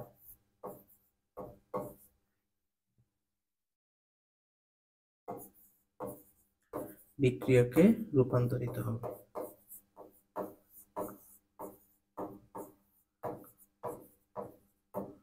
খুবই গুরুত্বপূর্ণ একটা কথা বলছি। কি বললাম? বিক্রিয়কগুলোর যতগুলো অণু বিক্রিয়া করে উৎপাদে রূপান্তরিত হবে। কিসে রূপান্তরিত হবে? উৎপাদে রূপান্তরিত হবে। উৎপাদে রূপান্তরিত হবে, যে ঠিক তেমনি উৎপাদে রূপান্তরিত হবে। ঠিক উৎপাদেরও ততগুলো অণু বিক্রিয়া করে কিসে রূপান্তরিত হবে? বিক্রিয়কে রূপান্তরিত হবে। এটা একটা গুরুত্বপূর্ণ কথা বলছি, কিন্তু আমরা এটা একটা তোমাদের সাথে গুরুত্বপূর্ণ বিষয় আলোচনা করছি। এবার আমরা বিষয়টা একটু আলোচনা করব, দেখো কিভাবে। এবার আসি, দেখো আমরা এই ম্যাথে আসি, বিষয়টা আমি তোমাকে বলি। মনে করো এ একটা পদার্থ আর বি উৎপাদ হবে, বি এ থেকে মনে করো বি তে রূপান্তরিত হবে। আমরা আগে বিষয়টা বুঝবো সাম্য অবস্থা কি জিনিস। এটা খুবই গুরুত্বপূর্ণ। আমরা সবাই একটা কমন ভুল করব, সেই ভুলটা আমি এখন তোমাদেরকে বলবো। দেখো, মনে করো শুরুতে এর মধ্যে 100টা অণু আছে। কয়টা অণু আছে? 100টা।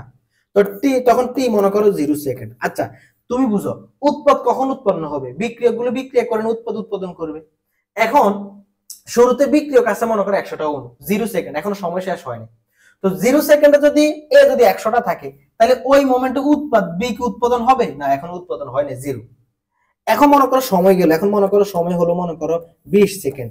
তো সময় যত যাবে বিক্রিয়কগুলো কি হবে? ভাঙবে, ভেঙে উৎপাদে রূপান্তরিত হবে। তাহলে দেখা গেল মনে করো বিক্রিয়কগুলো বিক্রিয়া করলো, আর এই যে বিক্রিয়া করার পর 80টা উৎপাদন হলো, আর এখানে উৎপাদ হয়ে গেল 20টা। এবার আরেকটু সময় যাচ্ছে, সময় গেল মনে করো 40 সেকেন্ড।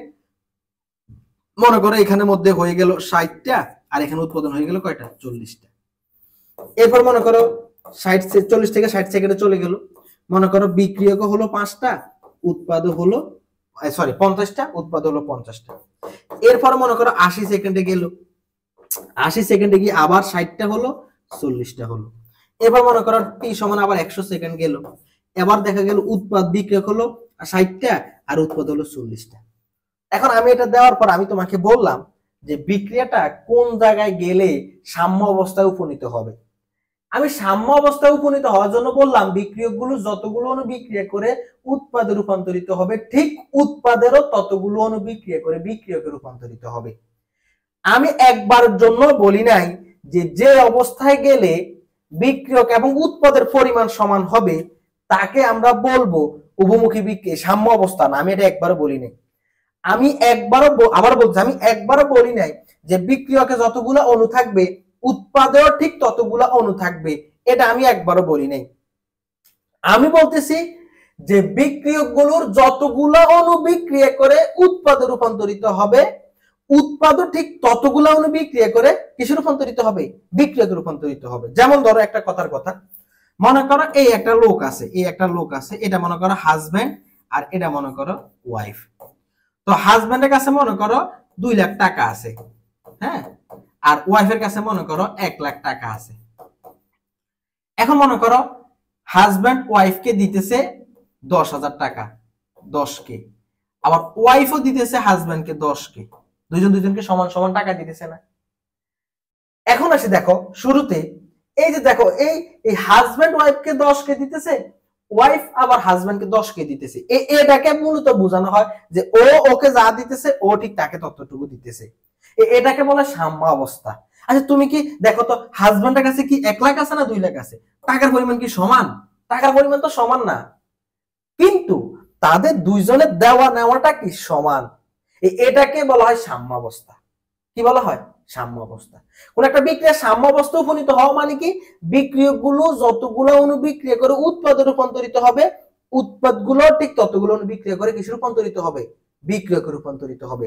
এই জায়গাটাকে আমরা কি বলে থাকি? সাম্য অবস্থা বলে থাকি। এখন আমার কথা হলো এখানের মধ্যে বিক্রিয়াটা তাহলে কোন জায়গায় সাম্য অবস্থা উপনীত হলো? সবাই একটা কমন ভুল করবে, সেটা হলো যে ভাই এই 60 সেকেন্ডে বিক্রিয়াটা সাম্য অবস্থা উপনীত হবে। কারণ বলবো যে ভাই 60 সেকেন্ডে বিক্রিয়ক 50টা, উৎপাদ 50টা।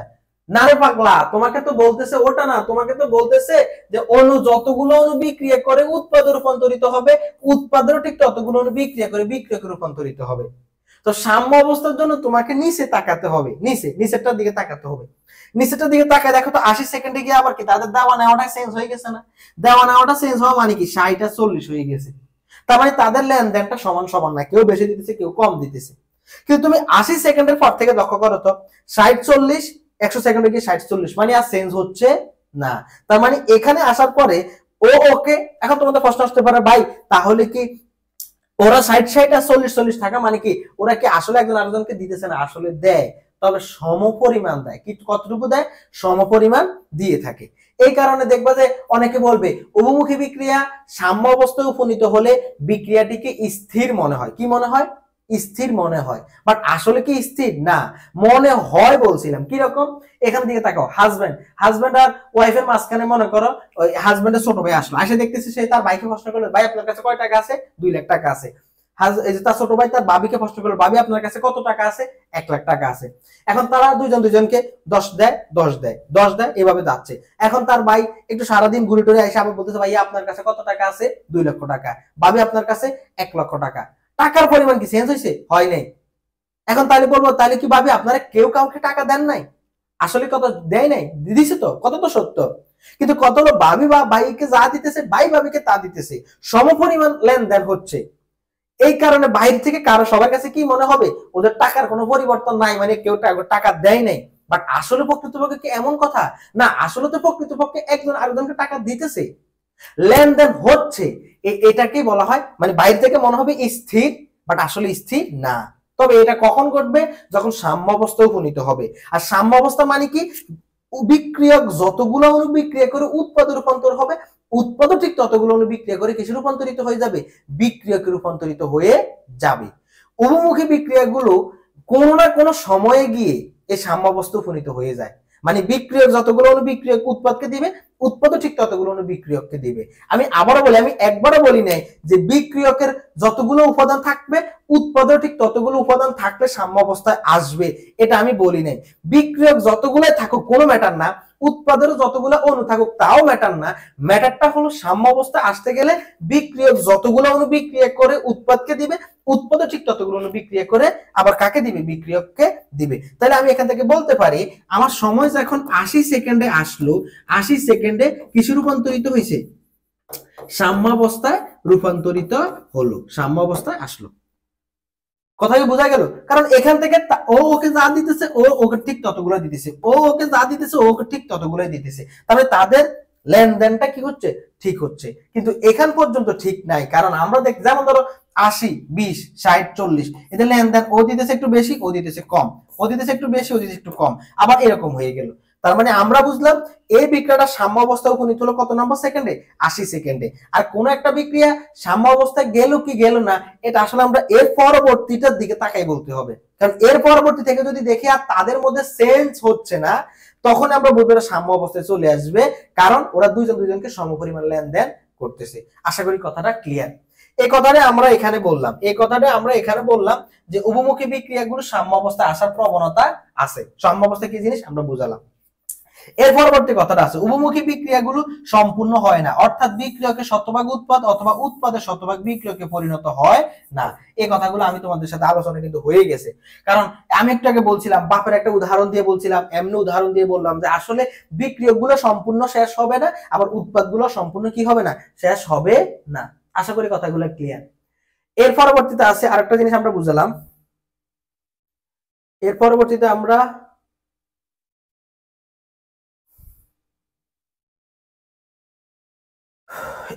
কি বুঝলাম দেখো, এই ধরনের সম্মুখমুখী বিক্রিয়ার হার ও পশ্চাৎমুখী বিক্রিয়ার হার সমান হলে বিক্রিয়াটি সাম্যাবস্থায় উপনীত হয়। ওই যে সম্মুখমুখী বিক্রিয়ার হার বলতে একটু আগে বুঝলাম বিক্রিয়াগুলো যতগুলো বিক্রিয়া করে উৎপাদে যাচ্ছে এটাকে সম্মুখমুখী বিক্রিয়ার হার বলে। আমরা সামনেটাকে শিখবো, সময়ের কথা একটু ক্লু দিয়ে দিব। তবে এখন আমরা এতটুকু মনে রাখবো, বিক্রিয়কগুলো বিক্রিয়া করে যে উৎপাদে রূপান্তরিত হচ্ছে এটাকে সম্মুখমুখী বিক্রিয়ার হার বলবো, আর পশ্চাৎগুলো যে বিক্রিয়া করে আবার বিক্রিয়াকে রূপান্তরিত হচ্ছে এটাকে আমরা পশ্চাৎমুখী বিক্রিয়ার হার বলবো। তবে হার বললে সময় দাঁড়াবাক যে আমরা একটা সামনের হার বিষয়টা কি জিনিস আমরা অলরেডি আলাদা জিনিসে পড়বো, তবে এখন আমরা এটা মনে রাখলে চলবে, সমস্যা নেই।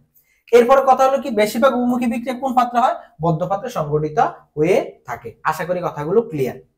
এখন একটা পরীক্ষা প্রশ্ন প্রায় এই প্রশ্নটা পরীক্ষা প্রায় আসে, উভমুখী বিক্রিয়াগুলোকে কিভাবে কি করা যায়? উভমুখী বিক্রিয়াগুলোকে কিভাবে একমুখী করা যায়?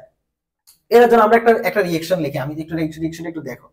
এই যে zinc plus sulphuric acid, zinc plus কি সালফিউরিক অ্যাসিড, একটু বুঝো ভাই, জিঙ্ক প্লাস সালফিউরিক অ্যাসিডকে তুমি যদি বিক্রিয়া ঘটাও মনে করো, বা আমি এটাকে এভাবে লিখলাম জিঙ্ক প্লাস সালফিউরিক অ্যাসিড, তাহলে উৎপাদন হবে কি জিঙ্ক সালফেট প্লাস হাইড্রোজেন।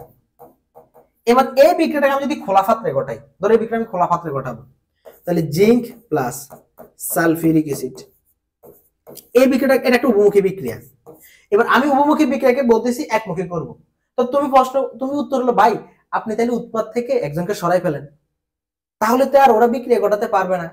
এখন জিঙ্ক সালফেট এটাকে তো সরানো যাবে না, সরানো যাবে কাকে, হাইড্রোজেনকে। কি করতে হবে, আমি খোলা পাত্রে বিক্রিয়াটা ঘটাই দিই, তাহলে তো হয়ে যায়।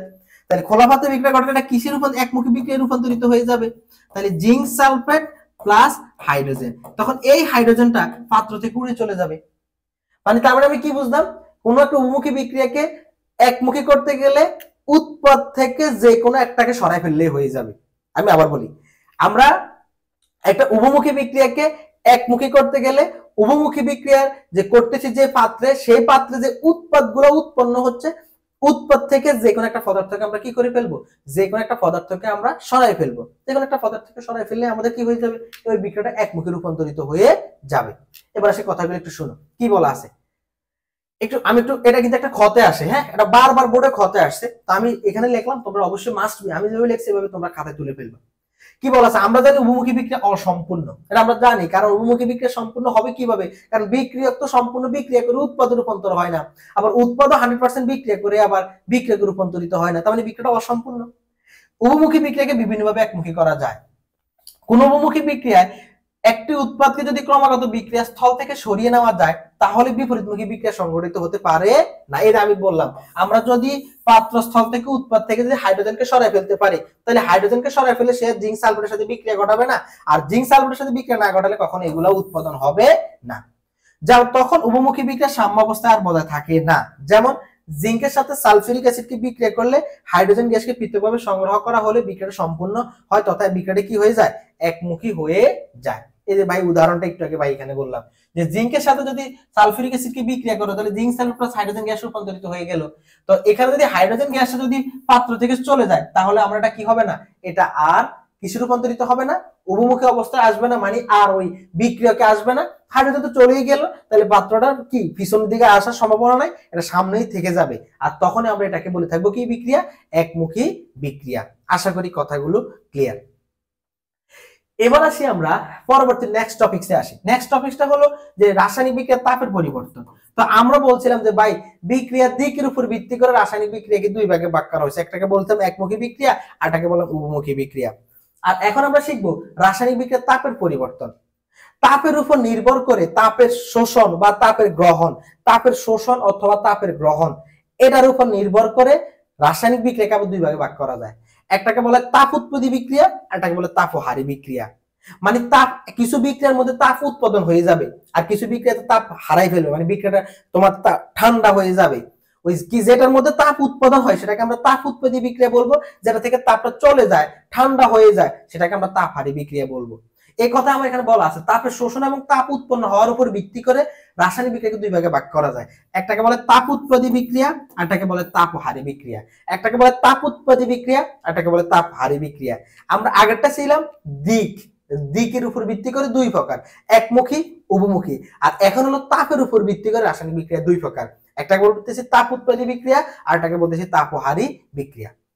এবার আসে আমরা তাপ উৎপত্তি বিক্রিয়া মাস্ট বি সংজ্ঞাটা মুখস্থ রাখতে হবে। যে রাসায়নিক বিক্রিয়া তাপ উৎপন্ন হয় তাকে বলা হয় তাপ উৎপত্তি বিক্রিয়া। কি বললাম ভাই, যে রাসায়নিক বিক্রিয়া তাপ উৎপন্ন হয় তাকে কি বলা হয়, তাপ উৎপত্তি বিক্রিয়া। একটা উদাহরণ বলি, একটা উদাহরণ হলো এটা হেবার প্রণালীতে উৎপাদন হয়। হেবার প্রণালীতে উৎপাদন হয় কিভাবে দেখো, হেবার প্রণালীতে উৎপাদন হয় দেখো, নাইট্রোজেনের সাথে তুমি যদি হাইড্রোজেনকে বিক্রিয়া ঘটাও, মনে করো নাইট্রোজেনের সাথে হাইড্রোজেনকে বিক্রিয়া ঘটাইলে, তো নাইট্রোজেনের সাথে হাইড্রোজেনকে বিক্রিয়া ঘটালে উৎপাদন হয় অ্যামোনিয়া। কি উৎপাদন হয়, অ্যামোনিয়া। তাহলে এই বিক্রিয়াটা ঘটতে গেলে এটাকে আমরা যদি রিঅ্যাকশনটাকে যদি সমতা করি, তাহলে এখানে নাইট্রোজেন আছে দুইটা, এই সামনে দুই দিলাম, তাহলে নাইট্রোজেন হয়ে গেছে দুইটা, হাইড্রোজেন হচ্ছে 3 দুগুণে কত 6, তাহলে এখানে একটা 3 দিতে হবে। তাহলে আমরা বুঝলাম 1 মোল নাইট্রোজেন কয় মোল হাইড্রোজেনের সাথে বিক্রিয়া করে, এই 1 মোল নাইট্রোজেন 3 মোল হাইড্রোজেন H2 এর সাথে বিক্রিয়া করে কি করে, 1 মোল হাইড্রোজেন 3 মোল হাইড্রোজেনের সাথে বিক্রিয়া করে কয় মোল অ্যামোনিয়া উৎপাদন, এটা নাম অ্যামোনিয়া বা এটার নাম কি এটা নাম হলো অ্যামোনিয়া। বিক্রিয়া করে কয় মোল অ্যামোনিয়া উৎপাদন করে, 2 মোল অ্যামোনিয়া উৎপন্ন করে। ঠিক আছে, 2 মোল অ্যামোনিয়া উৎপন্ন করে বা উৎপন্ন করে। তাহলে এই কথাটা আমার এখানে বলা আছে যে কি 1 মোল নাইট্রোজেন 3 মোল হাইড্রোজেনের সাথে বিক্রিয়া করে কয় মোল অ্যামোনিয়া উৎপন্ন করে, 2 মোল অ্যামোনিয়া উৎপন্ন করে। এই বিক্রিয়াটা যখন ঘটে এটাকে হেবার প্রণালী বলা হয়, আবার হেবার বশ প্রণালীও বলা হয়। এই বিক্রিয়াটা যখন ঘটে এখানে কিন্তু প্রচুর পরিমাণ তাপ উৎপন্ন হয়। এই তাপ উৎপন্ন হওয়ার কারণে এই বিক্রিয়াকে বলা হয় তাপ উৎপাদী বিক্রিয়া। কি বিক্রিয়া? তাপ উৎপাদী বিক্রিয়া। তাহলে আমরা কি বুঝলাম? তাপ উৎপাদী বিক্রিয়া মানে কি, যে বিক্রিয়ায় তাপ উৎপন্ন হয় তাকে আমরা তাপ উৎপাদী বিক্রিয়া বলে থাকি। এবার শুনো, একটা মাস্ট বি, তুমি একটা গুরুত্বপূর্ণ জিনিস মাথায় রাখতে হবে, তাপ উৎপাদী বিক্রিয়ায় ডেলএস এর মান ঋণাত্মক হয়। তাপ উৎপাদী বিক্রিয়ায়, ভাই কত গুরুত্বপূর্ণ এই কথাটা বলার বাহিরে, তাপ উৎপাদী বিক্রিয়ায় ডেলএস এর মানটা কি হয়? ঋণাত্মক। কি হয় বলো বলো? তাপ উৎপাদী বিক্রিয়ায় ডেলএস এর মানটা ঋণাত্মক হয়। যেমন এখানে যদি আমি বলি এই তাপ উৎপাদী বিক্রিয়ায় ডেলএস এর মানটা কত, এই ডেলএস এর মানটা হলো -92 কিলো জুল। 92 কি কিলো জুল। এখন এখানে মানে এক কথা হলো, এখানে ডেলএস কে আমরা ডেলএস এর মান ঋণাত্মক দেখলেই বুঝবো একটা তাপ উৎপাদী বিক্রিয়া। আর তাপ হারি বিক্রিয়া উল্টা, ডেলএস এর মানটা পজিটিভ হয়। তাপ হারি বিক্রিয়া ডেলএস এর মান পজিটিভ হয়, তাপ উৎপাদী বিক্রিয়া ডেলএস এর মানটা কি হয়? নেগেটিভ হয়। আসলে প্রকৃতপক্ষে আমরা যদি তোমাকে বলি যে এই রিঅ্যাকশনটা আসলে, এই তোমাদের প্রশ্ন আসতে পারে যে ভাই আপনি মাইনাস কেন লিখলেন, এটা তো মাইনাস দ্বারা নেগেটিভ বোঝাচ্ছে আপনি, এটা আসলে এই 92 কিলোজুল কিন্তু মূলত কিভাবে হয় জানো, আমি একটু বুঝাই। আগে এটা মাথা রাখো যে তাপ উৎপাদী বিক্রিয়া ডেলএস এর মানটা নেগেটিভ হয়, আর এই বিক্রিয়ায় যে তোমার যখন ডেলএস যখন উৎপন্ন হলো, ডেলএস এর মানটা যখন উৎপন্ন হলো -92 কিলোজুল, এখানের মধ্যে কি হয়েছে, এখানের মধ্যে এই তাপ উৎপন্ন হয়েছে। এই বিক্রিয়াটা হওয়ার জন্য কার উপস্থিতিতে হয়েছে জানো? এটা আয়রনের উপস্থিতি বিক্রিয়া ঘটছে। আমি যদি এই কথাটা আরেকটু যদি তোমাকে ভেঙে বলি, এখানে আয়রনের উপস্থিতি বিক্রিয়া ঘটলো, আর এখানে 200 থেকে দেখো 200 থেকে 200, আমার এই যে দেখো পরবর্তী আমরা সেটাই দেখাচ্ছি তোমাদেরকে। তো এটা সরি, এই যে দেখা আছে দেখো। তা আমরা এখানে বলা আছে যে আয়রনের উপস্থিতিতে আমরা ওই ফেজে যখন পড়াচ্ছিলাম, তো একটু আবার একটু দেখো এই তো আমরা এখানে এই যে দেখো নাইট্রোজেনের সাথে হাইড্রোজেন বিক্রিয়া করলো, আয়রনের উপস্থিতিতে বিক্রিয়াটা ঘটাচ্ছে। কত জুল উৎপন্ন হলো? -92 কিলো জুল উৎপন্ন হলো। 200 থেকে কত অ্যাটমসফিয়ার? 250 অ্যাটমসফিয়ার। নতুন ফেজে আমরা লিখবো, বিক্রিয়াটাকে পাশে রেখে তোমরা দেখো সবাই আমার সাথে। এই যে দেখো নাইট্রোজেনের সাথে হাইড্রোজেনের যে বিষয়টা বুঝলাম, এখানে এই ফেজে লেখার উদ্দেশ্য আমরা এই ফেজে এখন অনেকগুলো কথা বলবো, খুব মনোযোগ দিবা কথাগুলো। নাইট্রোজেনের সাথে হাইড্রোজেন বিক্রিয়া করবে কার উপস্থিতিতে? আয়রনের উপস্থিতিতে। আয়রন উপস্থিতি বিক্রিয়া করবে, উৎপাদন করবে কি, যে অ্যামোনিয়া উৎপাদন করবে। কয় মোল অ্যামোনিয়া উৎপাদন করবে? 2 মোল অ্যামোনিয়া উৎপাদন করবে। 2 মোল অ্যামোনিয়া উৎপাদন করবে। আর এখানে ডেলএস এর মানটা আমি কত বলছি?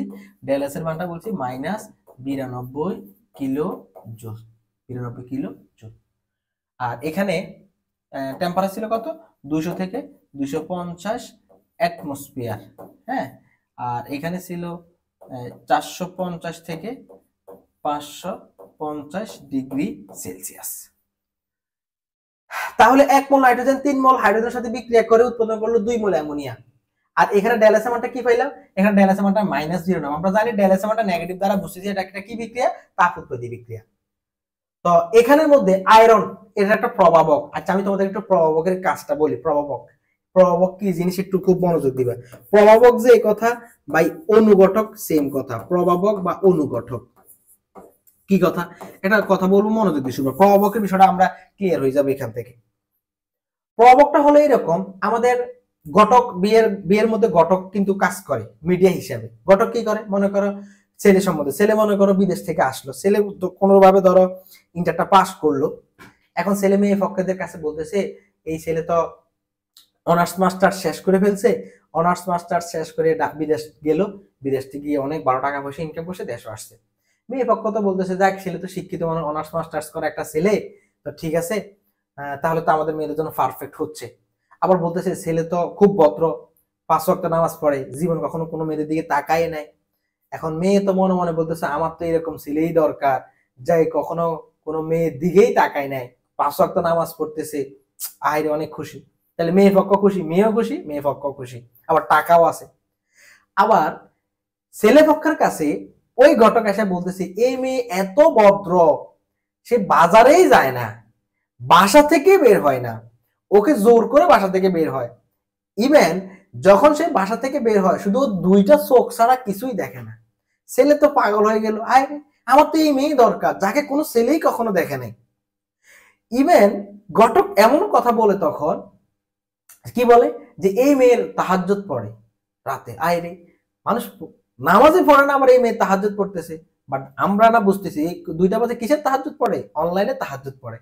এখন ছেলে পক্ষকে দেখো এমন ভাবে কথা বলছে, ছেলে পক্ষ তো খুশি, পরহেজগার মেয়ে, এত ভদ্র মেয়ে দেখে কখনো কেউ দেখেই নাই। আবার ছেলে পক্ষ সম্বন্ধে মেয়ে পক্ষকে এতভাবে কথা বললো, মেয়ে পক্ষ তো না পারতে কালকে বিয়ে করে যদি এই ছেলে আবার অন্য কোনো মেয়েকে পছন্দ করে ফেলে। আবার ছেলে পক্ষ আমার এই মেয়েকেই দরকার ইমিডিয়েটলি, যদি আবার কোনো ছেলের পছন্দ হয়ে যায় তখন কি হয়, তাদের বিয়েটা খুব দ্রুত হয়ে যায় না? আচ্ছা তুমি বলো ভাই, এই বিয়ের পরে বা বিয়ে যখন হয়ে যায় ঘটকের তার চেহারার কোনো পরিবর্তন ঘটে, তার অবস্থার কোনো পরিবর্তন ঘটে না? তাহলে সেটা শুধু মাঝখানে থেকে শুধু কি করছে, দ্রুত তাদের বিয়ের ব্যবস্থাটা করে দিছে। ঠিক তেমনি এই প্রভাবকের কাজও সেম। কেমিস্ট্রির মধ্যে প্রভাবক কোন একটা রাসায়নিক বিক্রিয়ার মাঝখানে থাকবে, থেকে সে রাসায়নিক বিক্রিয়াগুলোকে খুব দ্রুত ঘটাই দিবে, আর বিক্রিয়া শেষে তার গঠন এবং ভরে অপরিবর্তিত, তার কোনো পরিবর্তন হবে না, সেটাকে আমরা বলে থাকি কি, প্রভাবক। আমার কথা কি বোঝা গেল? এখানে আয়রন একটা প্রভাবক হিসেবে কাজ করছে। তাহলে নাইট্রোজেনের সাথে হাইড্রোজেন বিয়ে রিয়েকশন ঘটায়, এখানে এই আয়রনটা একটা কি হিসেবে কাজ করছে, এখানে প্রভাবক হিসেবে কাজ করছে। তাহলে এই নাইট্রোজেনের সাথে হাইড্রোজেন রিয়েকশন ঘটালো, বিক্রিয়া ঘটালো, তো বিক্রিয়া ঘটাই উৎপাদন করলো 2 মোল অ্যামোনিয়া। তো এখানে -92 কিলোজুল উৎপন্ন হলো। আসলে যে কথা বলতেছিলাম যে এই -92 কিলোজুল আসলে উৎপাদন হয় এইরকম যে 2 অ্যামোনিয়া প্লাস 92 কিলোজুল, মানে 92 কিলোজুল এই 2 মোল অ্যামোনিয়া উৎপাদন করার সাথে সাথে তার সাথে 92 কিলোজুল উৎপন্ন করে ফেলছে। এখানে প্লাস 92 কিলোজুল লেখা আছে। আর যখন আমরা আলাদা লিখবো, শুধু ডেলএস দিয়ে লিখবো, তখন আমরা মাইনাস দিয়ে লিখতে হয়। কিন্তু আসলে প্রকৃতপক্ষে এখানে কি করলো, 2 মোল অ্যামোনিয়া যখন উৎপন্ন হলো তার সাথে প্লাস 92 কিলোজুল তাপ উৎপন্ন করে ফেললো। তুমি ধরো যে পাত্রের মধ্যে ধরো নাইট্রোজেনের সাথে হাইড্রোজেনকে রিঅ্যাকশন করে অ্যামোনিয়া উৎপাদন করবা, তুমি বাইরে থেকে ধরে দেখবা, তোমার দেখবা হাত অনেক গরম লাগতেছে, কারণ কি, সেখানে তাপ উৎপন্ন হয়ে গেল। আমার কথা কি বোঝা গেল? তাহলে আমরা বুঝলাম যে রাসায়নিক বিক্রিয়া তাপ উৎপন্ন হয় তাকে আমরা কি বলে থাকি, তাপ উৎপত্তি বিক্রিয়া বলে থাকি। আশা করি কথাটা ক্লিয়ার। প্রভাবক বিষয়টা আমি একটু তোমাদেরকে বুঝাই দিলাম আসলে কি জিনিস, এর রাসায়নিক বিক্রিয়ার মধ্যে থেকে কি করবে না করবে। তাহলে এই বিক্রিয়াটা হলো নাইট্রোজেনের সাথে 1 মোল নাইট্রোজেনের সাথে, আমার শীটের মধ্যে এখানে লেখা আছে হেবার প্রণালীতে 1 মোল নাইট্রোজেনের সাথে 3 মোল হাইড্রোজেন বিক্রিয়া করবে, কার উপস্থিতিতে, আয়রনের উপস্থিতিতে, এবং 200 থেকে 250 অ্যাটমসফিয়ার এবং 450 থেকে 500 ডিগ্রি সেলসিয়াস তাপমাত্রায় 2 মোল অ্যামোনিয়া উৎপাদন করে থাকবে। আশা করি কথাগুলো ক্লিয়ার। এবার আসি, দেখো আমি একটা গুরুত্বপূর্ণ কথা বলবো এখন তোমাদের সাথে, এটা মুছে ফেলি। হ্যাঁ, এই কথাটা মুছে ফেলি। এখন আমি যে কথাটা বলবো ভাই, তুমি এই কথাটা মনে রাখবে, কোন একটা জিনিসে, কোন একটা বিক্রিয়ায় যেটা আছে, তুমি যদি আবার তাকে ওইটাই দাও, তাহলে এটা উল্টা দিকে রিঅ্যাকশন করবে। মানে যার যেটা আছে, এইভাবে আমি বলি, যার যেটা আছে তাকে তুমি ওইটা দিলে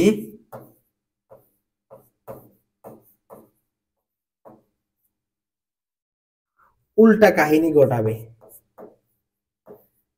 উল্টা কাহিনী ঘটাবে। আরেকটা কথা খুব গুরুত্বপূর্ণ, আমাদের টার্গেট থাকবে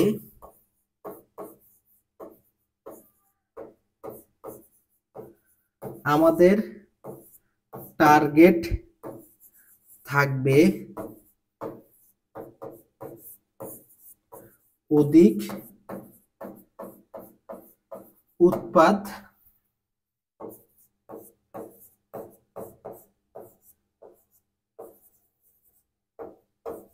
উৎপন্ন করা। আমাদের টার্গেট থাকবে কি, অধিক উৎপাদ উৎপন্ন করা। এবার কাহিনীটা শুনো, এই কথা মিনিং বুঝো। তুমি জানতেছো এই বিক্রিয়ার মধ্যে তাপ উৎপন্ন হয়, এখন তুমি এই বিক্রিয়ার মধ্যে আরো তাপ দাও, এখন দেখা গেল এটা সাম্য অবস্থায় চলে গেছে। কিভাবে সাম্য অবস্থায় গেল, উভমুখী বিক্রিয়া যখন বিক্রিয়া শুরু হয়ে গেল, শুরুতে বিক্রিয়াগুলো বিক্রিয়া করে উৎপাদ রূপান্তরিত হলো, আবার উৎপাদগুলো বিক্রিয়া হয়ে বিক্রিয়াকে রূপান্তরিত হলো, এরকম আদান প্রদান করতে করতে করতে করতে একটা সময় এসে এই অ্যামোনিয়া যতগুলা অণু নাইট্রোজেন এবং হাইড্রোজেন যতগুলা অণু ভেঙে অ্যামোনিয়া উৎপাদন করবে, আবার অ্যামোনিয়া ততগুলো অণু ভেঙে আবার নাইট্রোজেন প্লাস হাইড্রোজেন উৎপাদন করবে, যেটাকে আমরা সাম্যাবস্থা বলছিলাম। মনে আছে কিনা? সাম্যাবস্থা বলতে কি বুঝলাম? যে বিক্রিয়কগুলো যতগুলা অণু বিক্রিয়া করে উৎপাদে রূপান্তর হবে, উৎপাদগুলো ঠিক ততগুলা অণু বিক্রিয়া করে আবার বিক্রিয়কে রূপান্তরিত হবে, ওই জায়গাটাকে আমরা বলি সাম্যাবস্থা। এখন এই যখন বিক্রিয়াটা যখন উভমুখী বিক্রিয়াটা করতেছি, মাস্ট বি মাথা রাখবা, উভমুখী বিক্রিয়া কোনো না কোনো সময় গিয়ে সাম্য অবস্থায় উপনীত হবে হবে হবে। তো এখন এই বিক্রিয়াটা সাম্য অবস্থায় চলে আসছে, মানে দুজন দুজন একটা ব্যালেন্সে আসলো। এখন একটা তাপ উৎপাদী বিক্রিয়া না, তুমি এবার এটার মধ্যে আবার তাপ দিয়ে দিছো। তো তাপ দিলে আমি বলছি যার যেটা থাকবে তাকে যে আমি ওটাই দিই, উল্টা রিয়েকশন করবে। উল্টা রিয়েকশন মানে কি? তোমার এই বিক্রিয়াতে এমনি তাপ উৎপাদন হচ্ছে, তুমি আবার তাপ দিয়ে বসে রাখছো, তাহলে উল্টা রিয়েকশন মানে কি? আমি তো চাচ্ছি আমার যেভাবে হোক অধিক উৎপাদন করা। কি করা? অধিক উৎপাদন করা। এখন তুমি কি করলে? আবার তাপ বাড়াই দিছো। তো তাপ বাড়ালে এবার উল্টা দিকে চলে যাবে, মানে কি করবে? এই অ্যামোনিয়া ভেঙে নাইট্রোজেন প্লাস হাইড্রোজেন উৎপাদন করে বসে থাকবে। তাহলে তোমাকে আমি যদি প্রশ্ন করি, আচ্ছা তাপ উৎপাদী বিক্রিয়ায় কিভাবে অধিক উৎপাদন করব, মানে কিভাবে বেশি উৎপাদন করা যাবে, তাহলে আমার কথা হলো যার যেটা আছে তুমি যদি এটাকে ওটা দাও তাহলে সেটা উল্টা দিকে যাবে। যেমন তাপ উৎপাদী বিক্রিয়ায় তাপ আছে, তুমি তাকে তাপ দেওয়ার দরকার নাই, তাপ দিলে সে উল্টা দিকে চলে যাবে। তাহলে আমার কথা হলো সামনের দিকে আসতে হবে, মানে বেশি পরিমাণ উৎপাদন করতে হবে। তাহলে আমি যদি বলি তাপ উৎপাদী বিক্রিয়া কি ঘটাতে হবে, তুমি বলো ভাই তাপ উৎপাদী বিক্রিয়া তাপ উৎপাদন হচ্ছে, তো আপনি বলতেছেন তাপ উৎপাদী বিক্রিয়া আপনি যদি তাপ দেন তাহলে এটা ফিশনের দিকে ছুটবে, মানে বিক্রিয়কে চলে যাবে। বাট আমার টার্গেট হলো কিভাবে অধিক উৎপাদন করব, তাহলে আপনি তাপ কমাই দেন, তাপ হ্রাস করেন, তাহলে হয়ে যাবে। হ্যাঁ, এটাই বলতেছি যে তাপ উৎপাদী বিক্রিয়ায় তুমি যদি তাপমাত্রা বাড়াই দাও তাহলে এটা উল্টা দিকে যাবে, মানে বিক্রিয়কে চলে আসবে। আর তাপ উৎপাদী বিক্রিয়া তুমি যদি একটু তাপ কমাই দাও তাহলে এটা সামনের দিকে যাবে, মানে উৎপাদে রূপান্তরিত হবে। আমি এই কথাগুলো এখানে বলছি, একটু মনোযোগ দিয়ে দেখো। এই সাম্য, দেখো অন্য কালার দিয়ে একটু দেখাচ্ছি।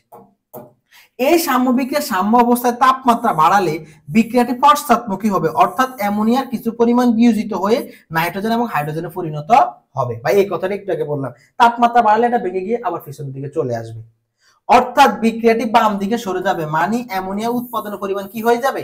হ্রাস পাবে। এই কথাই একটু আগে বললাম। আশা করি কথাগুলা ক্লিয়ার হয়ে যাওয়ার কথা। আশা করি এবার আসি পরবর্তী ফেজে আসি। দেখো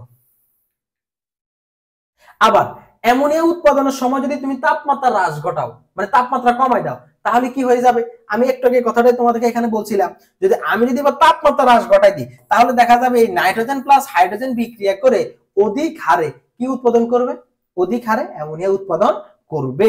তার মানে বুঝলাম যে এখানে পরবর্তী ফেজে এই কথাটাই বলা আছে যে আবার অ্যামোনিয়া উৎপাদনের সময় সাম্য অবস্থায় তাপমাত্রা হ্রাস, যদি তাপমাত্রা হ্রাস ঘটালে সাম্যের অবস্থান সম্মুখবর্তী হবে, অর্থাৎ নাইট্রোজেন এবং হাইড্রোজেন অধিক হারে বিক্রিয়া করে কি উৎপাদন করে থাকবে? অ্যামোনিয়া উৎপাদন করে থাকবে, অর্থাৎ অ্যামোনিয়া উৎপাদন হার কি হয়ে যাবে? বেশি হবে। আশা করি কথাগুলো ক্লিয়ার। এবার আসি আমরা পরবর্তী বিক্রিয়াতে আসি, যেটা কি বলতেছে তাপহারী বিক্রিয়া। তাহলে তাপ উৎপাদী বিক্রিয়া মানে কি? যে রাসায়নিক বিক্রিয়া তাপ উৎপন্ন হয় তাকে তাপ উৎপাদী বিক্রিয়া বলে। আর তাপহারী বিক্রিয়া মানে কি? যে রাসায়নিক বিক্রিয়ায় তাপ কি ঘটে? তাপের শোষণ ঘটে। দেখো, যে রাসায়নিক বিক্রিয়ায় তাপ শক্তি শোষণ ঘটে সেই রাসায়নিক বিক্রিয়াকে তাপহারী বিক্রিয়া বলে। সেই রাসায়নিক বিক্রিয়া কি বলা হয়? তাপহারী বিক্রিয়া বলে। যেমন আমার এখানে একটা রিঅ্যাকশন লেখা আছে, নাইট্রোজেন, তুমি যদি নাইট্রোজেনের সাথে যদি তুমি অক্সিজেনের বিক্রিয়াটা ঘটাও, নাইট্রোজেনের সাথে তুমি যদি অক্সিজেনের বিক্রিয়াটা ঘটাও তাহলে উৎপাদন হবে নাইট্রিক অক্সাইড। কি অক্সাইড? Nitric oxide. আর একটা কথা হলো তাপহারী বিক্রিয়ার বেলায় ডেলএস এর মানটা হয় ধনাত্মক। ডেলএস কি হয়? তাপহারী বিক্রিয়ার মধ্যে ডেলএস এর মানটা কি হয়? ধনাত্মক হয়। আর তাপ উৎপাদী বিক্রিয়া ডেলএস এর মানটা কি ছিল? ঋণাত্মক। আর তাপহারী বিক্রিয়ার মধ্যে ডেলএস এর মানটা হয় কি? ধনাত্মক। যেমন এই বিক্রিয়ার মধ্যে ডেলএস এর মানটা হবে কত? Plus 180 kilo joule. 180 কি? Kilo joule. অনেক সময় অনেকে প্রশ্ন করবে যে আচ্ছা ভাই আমি তাপ উৎপাদী বিক্রিয়া আর তাপহারী বিক্রিয়া কিভাবে বুঝবো? তুমি ডেলএস দেখে বুঝে ফেলবা। ডেলএস আমার নেগেটিভ দেখলে তুমি বুঝবে তাপ উৎপাদী। আমি আবার বলি নেগেটিভ, উল্টা কিন্তু, মাইনাস থাকলে উৎপাদী, প্লাস থাকলে তাপহারী। তো তুমি দেখতেছো ডেলএস এর মানটা নেগেটিভ, ওকে এটা একটা তাপ উৎপাদী। তুমি দেখতেছো ডেলএস মানটা পজিটিভ, ওকে এটা একটা তাপ কি? তাপহারী। আশা করি কথা ক্লিয়ার। তাহলে এখানে নাইট্রোজেনের সাথে অক্সিজেন রিঅ্যাকশন করে কি উৎপন্ন করলো, 2 মোল নাইট্রিক অক্সাইড উৎপাদন করে। এটা আমরা নাইট্রিক অক্সাইড। তাহলে এটা একটা কি উৎপাদন, একটা কি বিক্রিয়া, এটা একটা তাপহারী বিক্রিয়া। কারণ এখানে তাপ উৎপাদন হয় নাই, তাপ হ্রাস ঘটছে বা এখানে তাপের শোষণ ঘটছে, এখানে এটাকে বলা হয় তাপহারী বিক্রিয়া। আমার এখানে কথাগুলো লেখা আছে, কথা ক্লিয়ার? এই যে লেখা আছে ডেলএস মানটা কি, একটু বোল্ড করে লিখলাম, ডেলএস মানটা কি ধনাত্মক। একটা জিনিস লক্ষ্য করছো কিনা, এখানের মধ্যে এই পাশে প্লাস 100 প্লাস লেখা মানে তাপ শোষণ ঘটা, আর এই পাশে প্লাস লেখা মানে তাপ উৎপাদন হওয়া। এই পাশে প্লাস লেখা মানে তাপের শোষণ হওয়া, আর এই পাশে প্লাস লেখা মানে কি তাপের উৎপাদন হওয়া। ওকে, আমাদের আজকে পড়া তো লাস্ট ফেজটা পড়া আজকে আমাদের পড়া এখানেই থাকবে। আরেকটা রিঅ্যাকশন আমি এখানে লিখে দিলাম, die nitrogen tetra oxide. Die nitrogen কি টেট্রা অক্সাইড। তো ডাই নাইট্রোজেন টেট্রা অক্সাইড কে বিয়োজিত করলে উৎপাদন করবে কি 2 মোল নাইট্রিক অক্সাইড বা নাইট্রোজেন ডাই অক্সাইড, কি নাইট্রোজেন ডাই অক্সাইড। এটা একটা তাপ উৎপাদী বিক্রিয়া। এখানে ডেলএস এর মানটা কত, ডেলএস এর মানটা plus 57 kilo joule, 57 kilo joule. তো এখানে আসি, এখানেও তাপ উৎপাদন হলো। এই তাপ উৎপাদন হয়ে যাওয়ার কারণে এটা একটা কি বিক্রিয়া বলবো, তাপহারী বিক্রিয়া বলবো। এবার শুনো, আমি বললাম যার যেটা থাকবে তুমি যদি ওটাকে তাই দাও তাহলে উল্টা দিকে যাবে, আর যার যেটা নাই তাকে যদি তুমি তা দাও তাহলে সামনের দিকে যাবে। যেমন এখানে তো তাপ এমনি কমে যাচ্ছে, তাহলে আমি যদি বলি আচ্ছা ভাই এই রিঅ্যাকশনটা থেকে অধিক হারে কিভাবে nitric oxide, nitrogen die oxide উৎপাদন করা যাবে। তো নাইট্রোজেন ডাই অক্সাইড উৎপাদন করার জন্য যেহেতু একটা তাপহারী বিক্রিয়া, আর আমার টার্গেট হলো কি করা, উৎপাদন করা, তাহলে আমি তাপমাত্রা বৃদ্ধি করাই দিই। তাহলে তাপহারী বিক্রিয়ায় তাপমাত্রা বৃদ্ধি করালে উৎপাদন হবে, আর তাপ উৎপাদী বিক্রিয়ায় তাপমাত্রা কমালে উৎপাদন হবে। দুইটা বিষয় বুঝো, এটা মনে রাখার টেকনিকটা আমি বলি। তাপহারী বিক্রিয়া তাপমাত্রা না, তাপমাত্রা কম আছে বাড়াই দিব, উৎপাদন হবে। তাপ উৎপাদী বিক্রিয়া তাপ আছে, তাপ কম দরকার, তাপ কমাই দিব, তাপ কি হবে অধিক উৎপাদন হয়ে যাবে। এই কথাগুলো এখানে বলা আছে। এই বিক্রিয়ার ক্ষেত্রে তাপমাত্রা বৃদ্ধি করলে উভমুখী বিক্রিয়া সাম্য অবস্থান সম্মুখবর্তী অর্থাৎ ডান দিকে সরে যাবে এবং সেই ক্ষেত্রে উৎপাদনের পরিমাণ কি হয়ে যাবে, বৃদ্ধি পাবে।